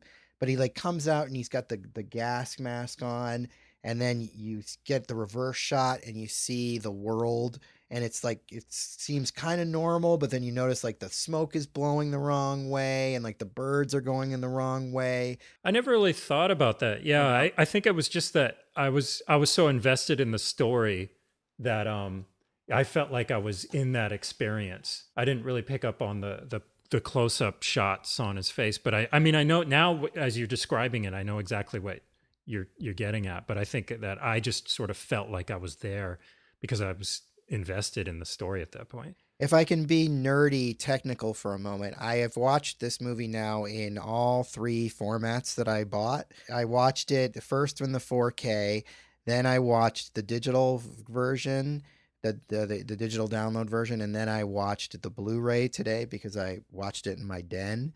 And I can say don't ever bother watching the digital version because you don't get the IMAX sequences. It's all just letterboxed, and obviously the 4K is the one to watch if you can watch it on your 4K set. But if you're watching it in your like study or whatever, and you've only got your Blu-ray like I do, the Blu-ray looks freaking great. It does all the Wait, so the digital version doesn't show the IMAX aspect ratio at all? No, and it's in 4K too, and it's like, but it doesn't do any of that. Interesting. But it's strange. Totally like a Nolan thing though. Like he doesn't want you to watch the you don't version. deserve this unless you have the disc, motherfucker. He's right. Like, you fucking digital fuck. So you have to buy a physical disc to see this. I didn't know that. Yes. They're fighting for physical media here. Yeah, no, it totally I'm on board. is. It totally is. You do not get this effect with the digital version. And it's worth it because shooting with these IMAX cameras, you see why it makes a difference. It's like, oh, it's not, Harold and Kumar, you can't get the freaking experience. This is worth it, you know what I mean? Like him and Ridley Scott, they know what they're doing. They create beautiful images. They deserve to be seen. in the best quality possible. Yeah, so then we get this whole like backwards car chase. Do you guys have anything else? We kind of covered it going forward, but was there anything about going backward that you felt notable? I think the score was really badass. I have to just point that Oh, out. I love the score. Oh, can we talk about the score? Yeah. It's like, you know, taking what Hans Zimmer did, but like totally adding new flavor to it, new energy to it, and like just it's electronic music done so well, and it's so good. I was into the score, and I the whole time I just thought it was Hans Zimmer, and I didn't realize until much later that it was it's Ludwig Göransson. Ludwig Göransson, who Black Panther. I have to say, and this is one thing that's I'll probably take a lot of heat from you guys. Are you going to say you don't like the Mandalorian score? I'm because not you were big on the Mandalorian score. I just can't. Yeah. Oh, I love it. I feel like the Mandalorian score just sounds way too television. You need to listen to it more. Have you tried listening to it like while you're working on something? No. You should try it. I will. I'll try it. I want to like it. And there's cues in there that I really like, but not to get too deep into the Mandalorian, but I wanted it to be more of like a Bear McCready, like Battlestar Galactica kind of thing. I think it's way better than that. It's something I wanted and wasn't getting. But back to Tenet, I thought the score was awesome in this. And you're right. It's riffing a little bit on his previous, like the Hans Zimmer stuff. But I feel like it's doing way better. Like I think Hans Zimmer's, I think those scores from Hans Zimmer lately, he's done, other stuff, but those types of scores I think have gotten really boring. Yeah. And I feel like this goes back to that formula, but it makes it fresh again. Oh yeah. And then, utilizing, which was kind of an obvious thing, but like taking certain elements and reversing it within the score and stuff, that I noticed at the final battle, that anytime they go to the blue team, there's this like sort of reverse like twinkle, like yip, yip, yip. And so I was like, oh, okay, that's a little indicator that we're in the reverse timeline here. But I feel like they could have done even more of it, but it's all just really well done. After this and The Mandalorian, Ludwig is now my favorite composer. Have you ever seen him? Oh yeah, he's like this super handsome. Yeah, I know. Dude he's got everything. With like I'm like beautiful long Jesus. hair. I'm like, fuck you, Ludwig. When he won the Oscar for Black Panther, I was like, that's the guy that made all that music. Yeah. I couldn't believe it. So he's definitely the hot new shit now. Yeah. Yeah, he's like this gorgeous man who's also a genius composer. I hate him. Yeah. But I love his scores. They're so good. But yeah, so now we're sort of in this segment of the film where we're kind of we're going backwards because we need to save Catherine, basically. The only way she's going to fully recover from this wound is to go backwards in time. And so we get this sequence where they are basically in this like ship and they're traveling backwards in time. The ship is moving backwards, but they're in... So they had to get on board this ship because they knew that it was traveling from point A to point B, and it was the only way they could sneak on it. And they knew they had to get back to another turnstile that they knew was operating, Yes. And the one they knew was operating was the one at the Freeport where the plane Which crashed. is like Chris, you were saying earlier, like, was there a boat? Was the boat inverted or something? But it wasn't. It was just they already knew what trajectory it was moving in. Yeah. Or moving back to. They left it to Ives. They were like, find us a container that's going back to Oslo in a week. And then they just put that container on the boat and, Yeah, they reverse engineered it like, they reverse engineered their way back to the port. Yeah. But this ship has inverters on it. No, they are inverted, and when you see them in their like little cabin or whatever, they're surrounded by like plastic, like on all the walls and stuff. So they're being like, because you can't breathe. They're being sort of contained. And like one thing I picked up on this, which I hadn't really picked up on before, is like they're in this for like a week or something. Yeah. Like that's why you keep getting these cuts of like John David Washington and Robert Pattinson just kind of talking through all this time travel shit.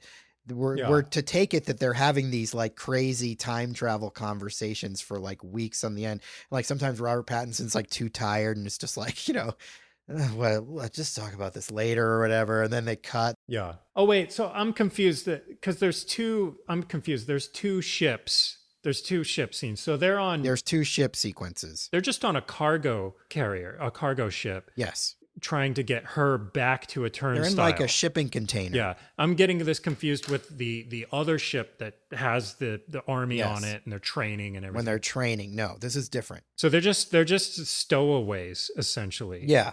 So so they travel backwards in time. That's where we get a lot of this sort of time theory of like, can you change the future? And also this is when he starts feeling a sore in his arm. Yes. And Robert Pattinson's just kind of like, oh, you got a little problem there, but I won't talk to you Yeah, too much he about knows. I it. totally did not catch that at all until this viewing. I had completely missed it, that he's got this wound in his arm Yeah. that's sort of gradually getting worse and worse because he's going to get stabbed or whatever by himself. He stabs himself with the thing he was picking the lock with, and then so Right.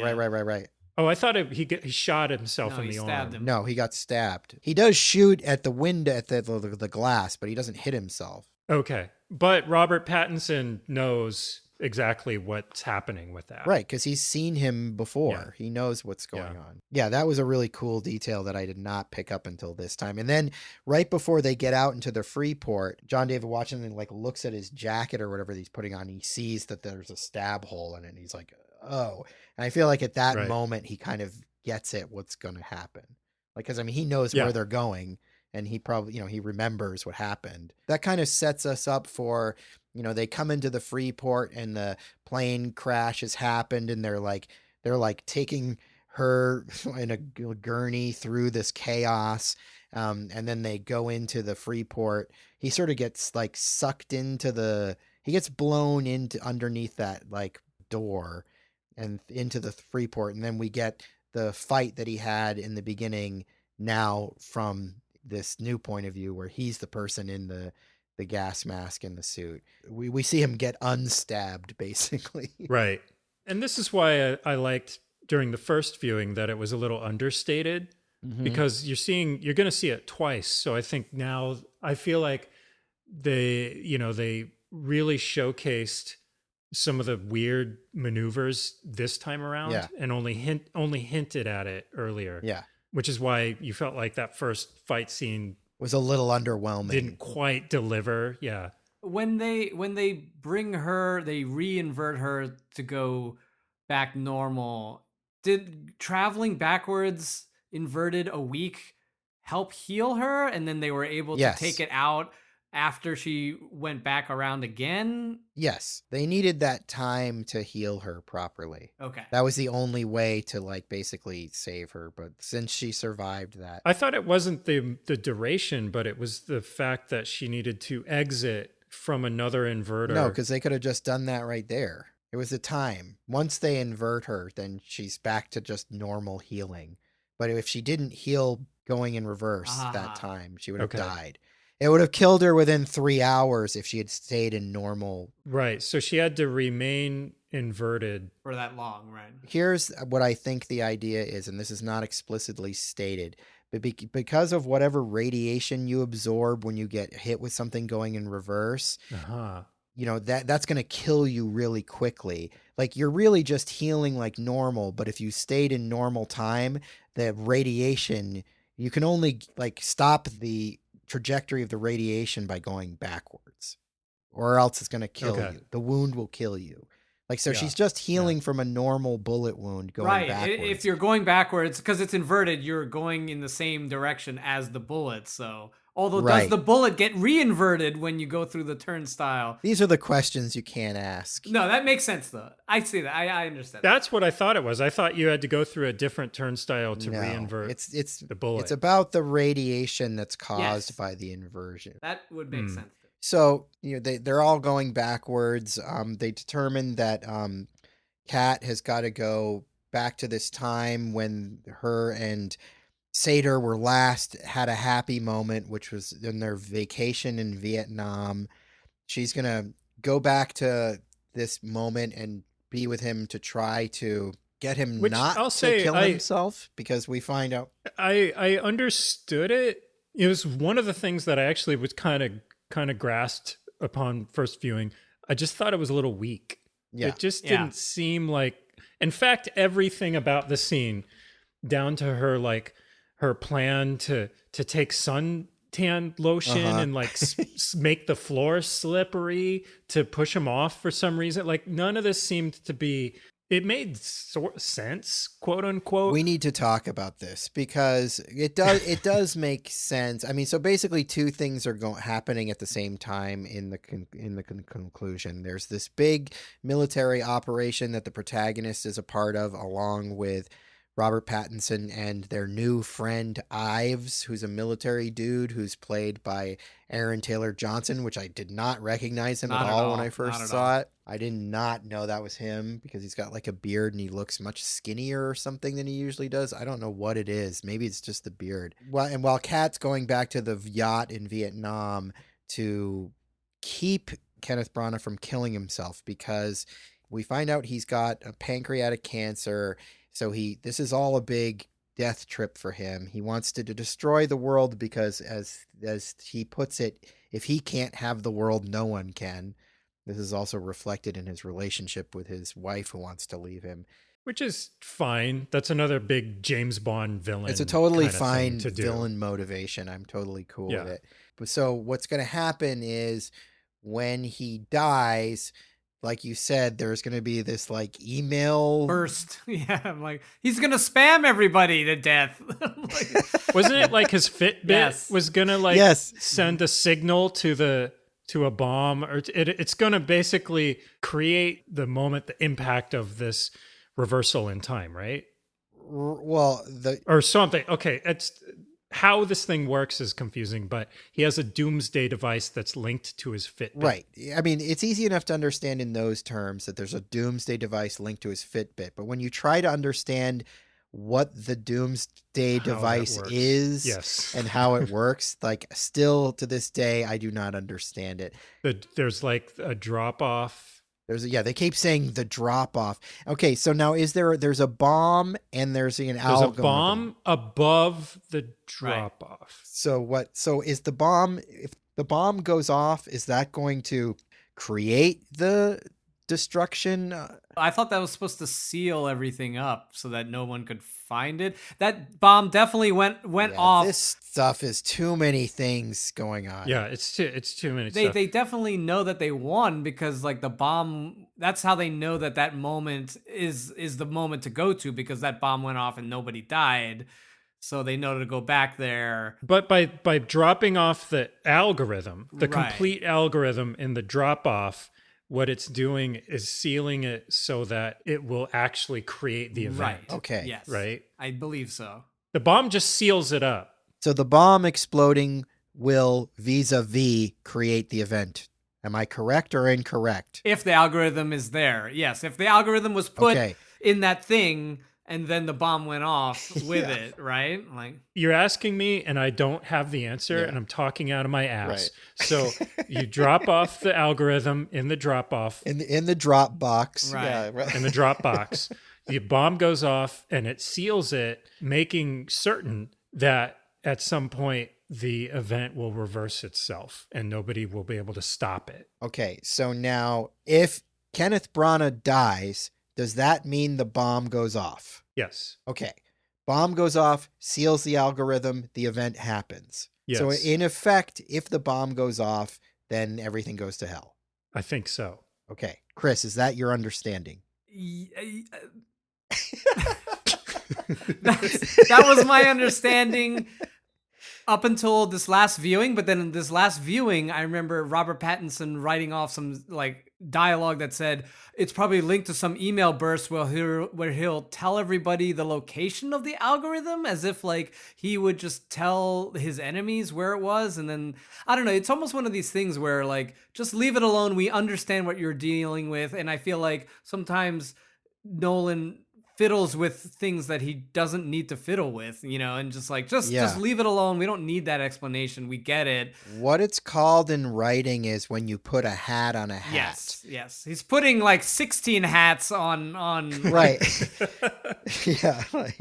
But I don't know if this by dropping off the algorithm in the drop off box, this tube, this thing, it's like a physical rusty metal pipe or something that they're dropping this thing down, do people in the future then retrieve it I don't know.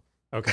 We don't know how the event will happen Yes. if Kenneth Branagh dies, but we just have no idea exactly how that happens. It's definitely had. I think you're right that it seals off the area, and that makes it so that the people in the future will get the algorithm. That's what it is. So. That's what it is. Yeah. It's that if this is sealed off and then no one can get at it, then people in the future who are going to want to do this reverse thing and destroy us all be will able get to it. retrieve it. Yes. So Kenneth Branagh, essentially what would happen is he would die. We'd just go on living our lives for like the next 100 years or so. I don't think that's it though. I think the future, I think this is the moment when time reverses and then everything ends. The world ends. It's not leaving it to... No. Well, I thought he was right. like, I want my death to be this moment. Why does he choose this moment to be his death? Well, if you think about it in like a quantum, okay, I'm using the word quantum just to make it sound like I know what I'm talking about. Okay, let's say like the event is certain to happen in the future.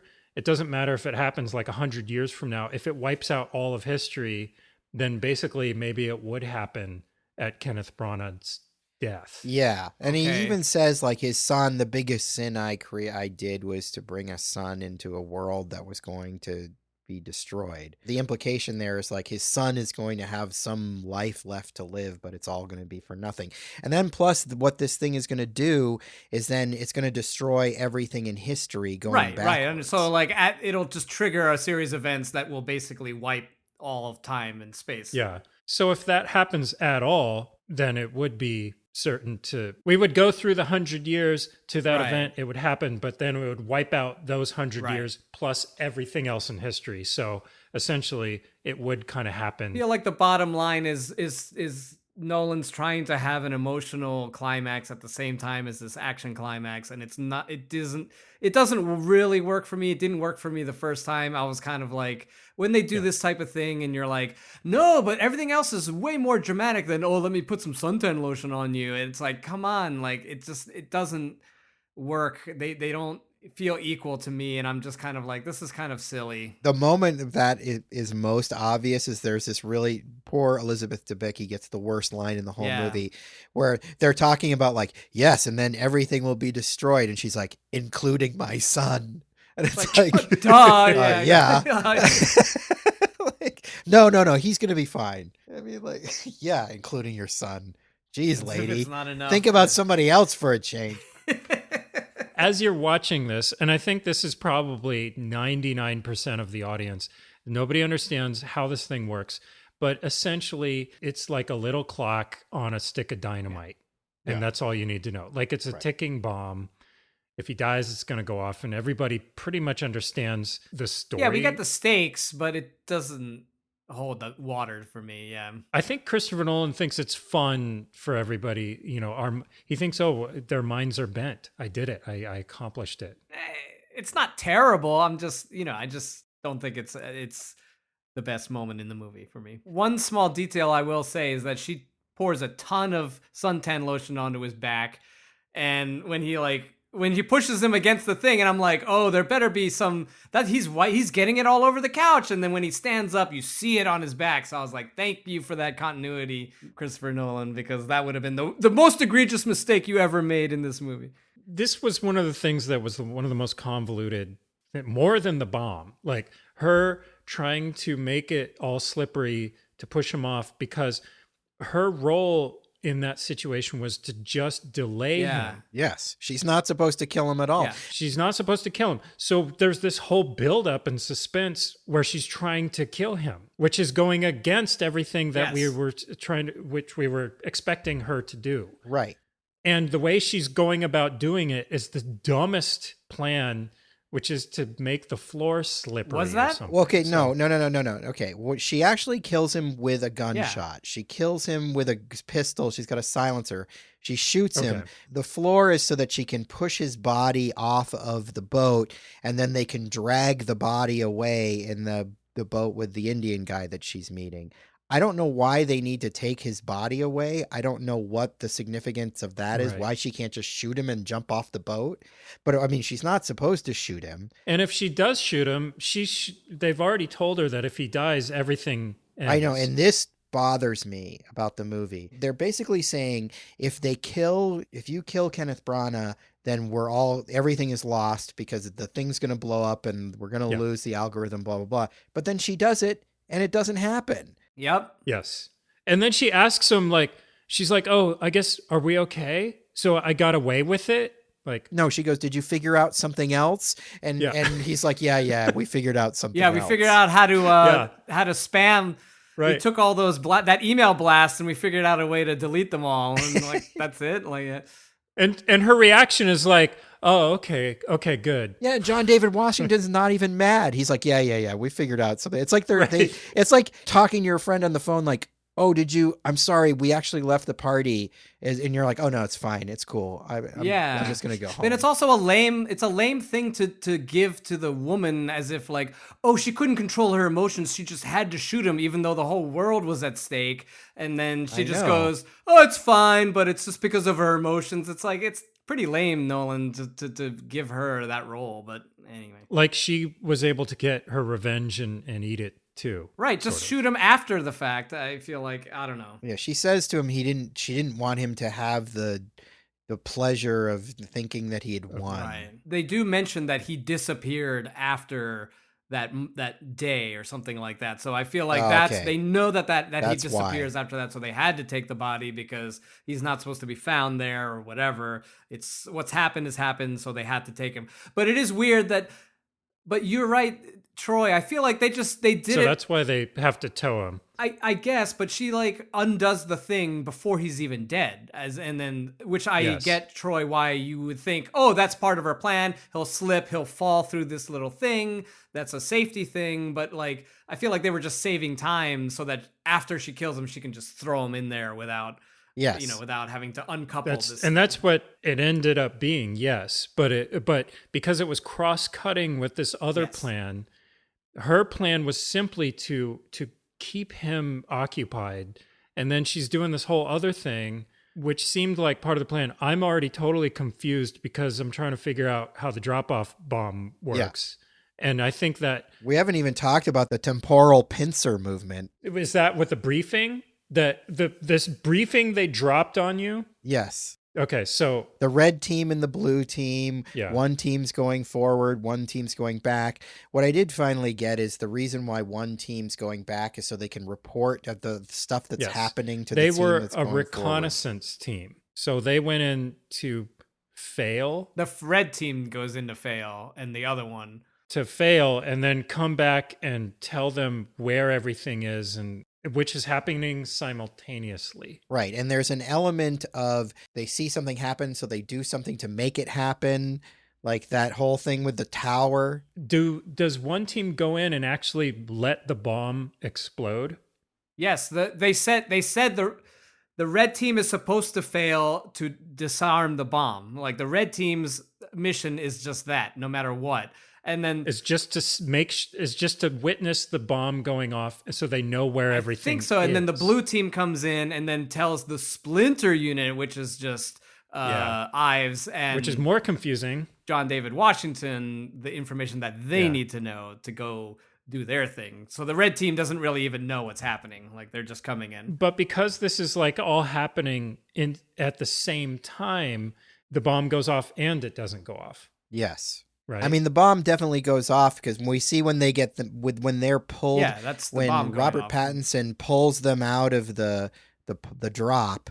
The bomb goes off, and we see, so it definitely goes off. Yeah, everything starts collapsing. It goes off both times, I guess, but I guess one time it goes off and does. But they managed to the thread team managed to make sure that the algorithm did not go in That's the the main box. point. Yes, that the algorithm is not stuck there. So the bomb can go off, but it's not. Yeah, sealed. the bomb is the big event. That's the whole reason they know that event happened, and so which is why when you're an audience member watching this for the first time, you're baffled as to why the bomb went off, and you're thinking, well, like it went off. It's the end of the world. Do they? What? There's one cool moment that I picked on now is that the red and the blue team coordinate right at the 5-minute mark, right in the middle, to blow up that building That twice. tower or whatever. Oh yeah, that was amazing. They all coordinate. They're like, all right, 5 minutes. You shoot the top, I'll shoot the bottom, and then that whole thing. That first time you see it, you're just like, what is even happening? Oh, that's really cool. And now I'm like, oh, it makes sense. Oh, and that other soldier that gets sealed up in the building because it reversed exploded and the wall sealed the inverted soldier inside it. I did say they didn't do a good job of setting up that these are Kenneth Branagh's people, right? I remember the first time being like, who are they fighting? They don't show them. They're not like wearing white. Yeah. You're just like, who are they even fighting? And I didn't even see them the first time. You barely do see them. All I could tell, I thought there was just a red team and a blue team running around firing, and that maybe I saw like maybe there's like 2 or 3 snipers, and I was just like, why do they need 2 armies with all this military equipment and everything? And I couldn't even tell there was a Russian team. You don't notice it until you've seen it a few times. They're wearing sort of like this white camouflage. Yeah, you only get maybe like 3 or 4 shots of them. Yeah, they didn't introduce the enemy. They didn't say like, okay, there they are. Those are the people that like you're just running around in battle, and there's a couple of like white camo people running backwards. They kind of look ridiculous. The only indicator is like when the Volfok, or what's the guy's name? Like the Kenneth Branagh's like henchman sets that bomb, and you see, oh, he's in white. Yes, they're here. Those are Kenneth Branagh's people. But until you see that guy, you're kind of like, who the hell are they fighting? There's one moment in this fight too that I think is just kind of goofy and like unfortunately highlights some of the goofiness of backwards photography, which is like when I think it's the red team, they're going backwards back into their ship or whatever, like their helicopter. I'm like, that doesn't look that cool. Yeah. This looks like a little silly. Yeah. I thought a lot of the battle looked, I thought it was great. I thought it was really cool. Kind of liked the chaos of it and stuff. But yeah, some of it looked a little ridiculous when you're seeing them sort of jogging. They're kind of jogging backwards, and it looks like an aerobic exercise that you're supposed to. But logistically, I mean, the production value here is just off the charts. I mean, like getting hundreds of people to run backwards while other people do the opposite forward. It's pretty crazy. I mean, like at least I kind of almost want even more of the reverse, like people getting trapped in walls and stuff like that. I feel like he should have had like 50 really ideas for scene. This whole scene. Like if you're really gonna go there, I would have loved even more, but maybe this was the best of the best. But no, 100%. I think I totally agree with you. I think it needed to go way over the top. I felt a little cheated, or the location. I felt a little cheated out on the location because it just sort of looked like a big dry rock area with a couple of buildings. I liked the design of it. It's one of those forgotten cities though. That's the whole point, right? That it's like this Russian middle of nowhere. So that made sense. Like this is not visually interesting, I guess. I'm being nitpicky. I think for what they were doing it worked. Like what he was trying to, there was so much going on that it's like, I think if it had been too over designed or something, that would have just been one more. I'm thinking of that scene in Children of Men where they're just running through that bombed out city. Yeah. And there's all these buildings everywhere, and they're going inside of them, and they're running up and down stairs and stuff. Yeah. I just kind of wanted more of that. Yeah, you don't get a sense of like the interior of any of these buildings. It's all taking place outside. You don't ever get a sequence where they're inside a building or anything. I think that's kind of like what you're asking for. It's sort of more of an exploration of this space when it's really them running around outside of buildings and buildings blowing It's up. also just kind of like what Chris was saying, like just go 150%. Like just give us people running backwards up staircases and falling out of windows and utilizing every trick you can. Like throw this some is the crazy climax. CG at it at this point. Give me Inception like visuals at this point. I know you're trying to do it in camera, blah blah blah, but come on, it's the end of the movie. Throw some like serious CG our way. Pull out all the stops, like do it as crazy as you can. He's trying too hard to keep it all in camera type of shit, and it's like, no, not at this point, dude. At this point, you go all out and do the craziest. I will say the visual of him dragging them as the whole thing collapses was pretty cool. It's a cool way to say, most people like, oh, you get saved by the helicopter, but it's like, I'm going to drag you while this whole thing collapses. I thought that was a cool image. Okay, so who caught that was Robert Pattinson? I caught that it was him, but only because the first time I figured it out, but only because of that little backpack thing. Yeah. Like by that point I had figured out what that was. That was him. But I mean, I didn't catch the whole thing of him going in. Like what I didn't even catch to this viewing, I really like the way you have to watch this climax to really understand it is to watch it. Every time you watch it, pick one character to follow. And this time I picked Robert Pattinson, and you see his old journey through this battle. Like he comes in it from one direction, he sees what's going on, then he goes back. And he inverts himself in the battle. He inverts himself so that he can help them at the end, because he knows that somebody needs to be there to take that bullet, or else John David Washington's going to die, and he's not going to, whatever. It's that basically he's throwing himself in front of the bullet. But and he's doing all this other stuff too. Like he's kind of the MVP of the whole movie. He's throwing the bullet in front of himself, man. So but yeah, I did catch it in the first viewing, but just barely. Yeah. It was like one of those things where I was like, oh. Yeah, same. I mean, the camera, it showed you like this little red, what is it? It's like a keychain. I don't know. This little red thing. You can actually watch it, and if you just kind of like tune everything else out and just watch Robert Pattinson, you can see him go through the whole thing and sort of arrive at that conclusion. But it's so intercut with everything else that it's impossible to track when you first see it. You're just like, and now here's the other question on your first viewing at the end of the movie, or before they take this thing and assemble or disassemble it, did you understand what the algorithm was at all? It's basically just the visualization of an idea. Yeah, but did you get that on your first viewing? Yes, I got it that's what it was. And I honestly, on my third viewing, I'm still in the same exact, like I've gotten no closer to really understanding what it is. Yeah, no, you're right. It's a prop. It's a visual representation of a formula. That's all it is. Right. I mean, I think that's literally what it is. They say that. Yeah.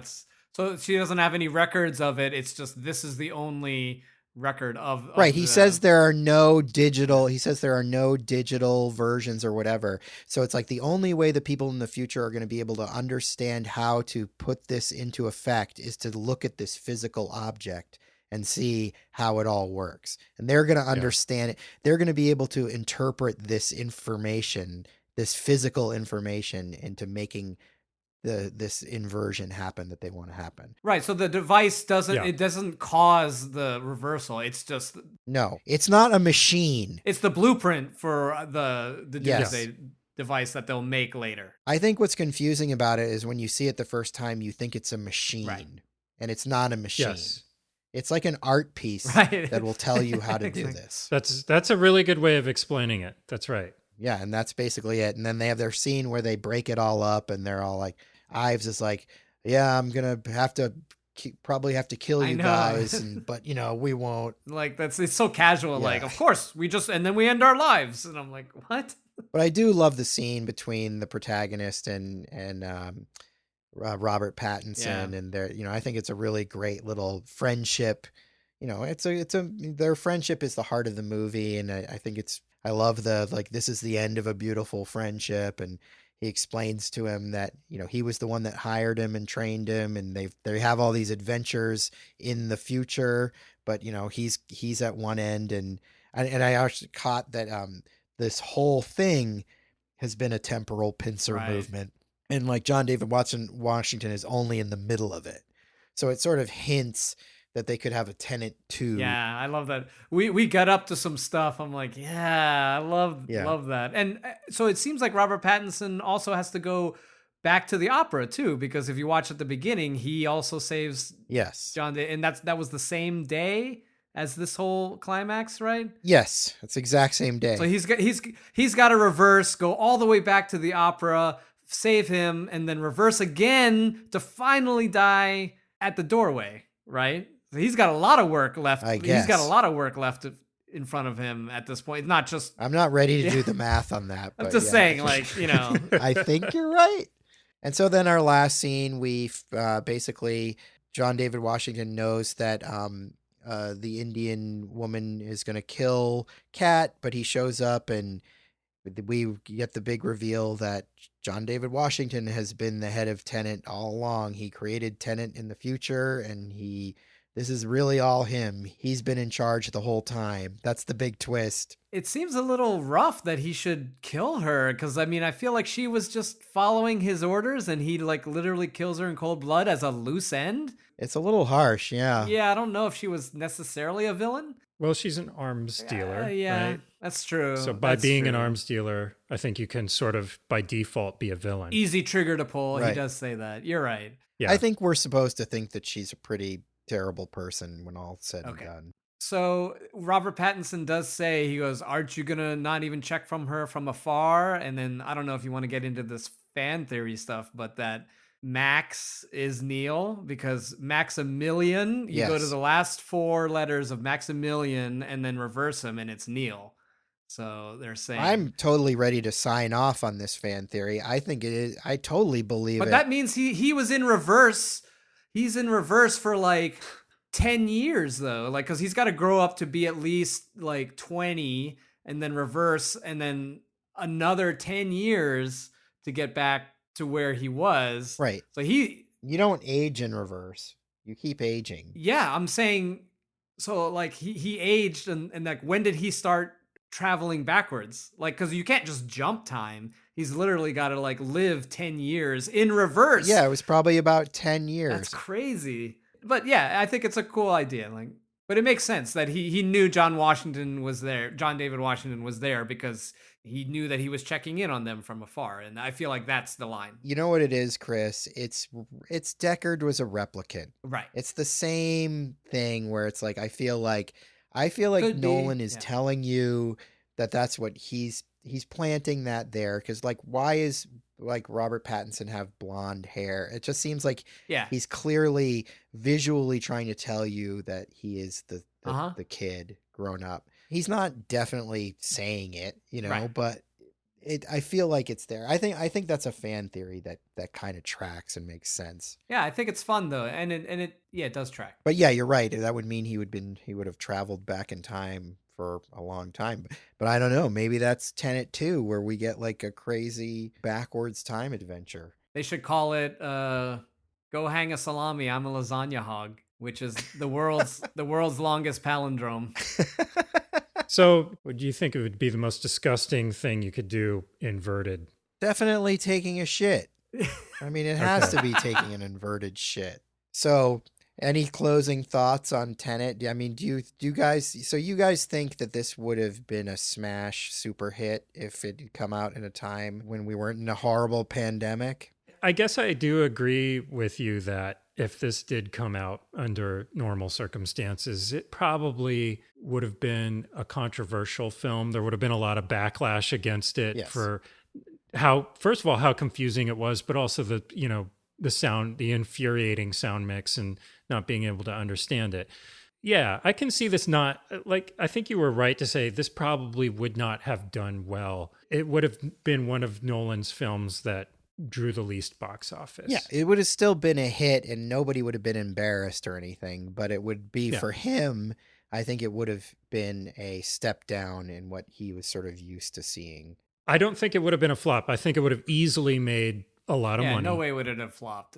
I think yeah, the word of mouth there would have been such a bigger conversation with like a harder, like wide opening. Like so many people would have been talking about it that I feel like that would have generated a lot more buzz, and like it could have came to the point where like you got to see Tenet because everyone's talking about their theory about it, whereas now it was kind of underground. Everyone kind of saw it at different times. It was I know a friend of mine who's a Nolan fanatic, like went to Las Vegas to go see it. And I was like, can we talk about it? And he's like, I can't talk about it until I've seen it twice. And I don't know when you're going to see it. And so that was a total fail, And so the rollout really sort of hurt it, I think. Yeah, you're right. If it had come out at a time when everybody could have seen it at the same time, the conversation would have all happened at the same time. That might have probably generated more attention to it in terms of people going to see it in the theater. I think you guys are right in saying that I think there would be one element of people who saw it once and hated it because they couldn't understand it and were just like, fuck that movie. But then I think there would have been another group of people like us who would have liked it and gone to seen it multiple times. And I think there would have been a group of people who were generating conversation about it, which got people who maybe were on the fence to be like, all right, I'll go see it.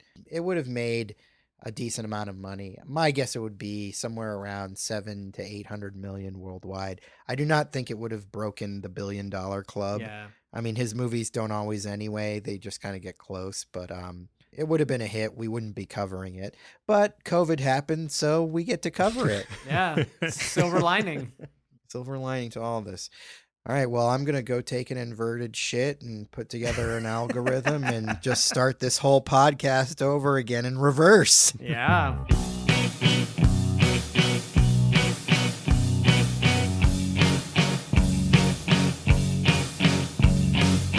That about does it today for Tentpole Trauma. If you like what you heard, check out our social media presence on Instagram, Facebook, and Twitter. Just look for Tentpole Trauma. That was easy, wasn't it? If you like us, hit subscribe and leave us a sterling review on iTunes, if you dare.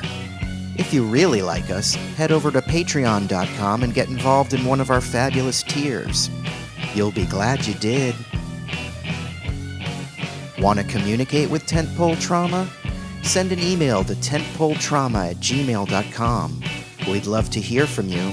And who knows? One day you may even get your email read on one of our shows.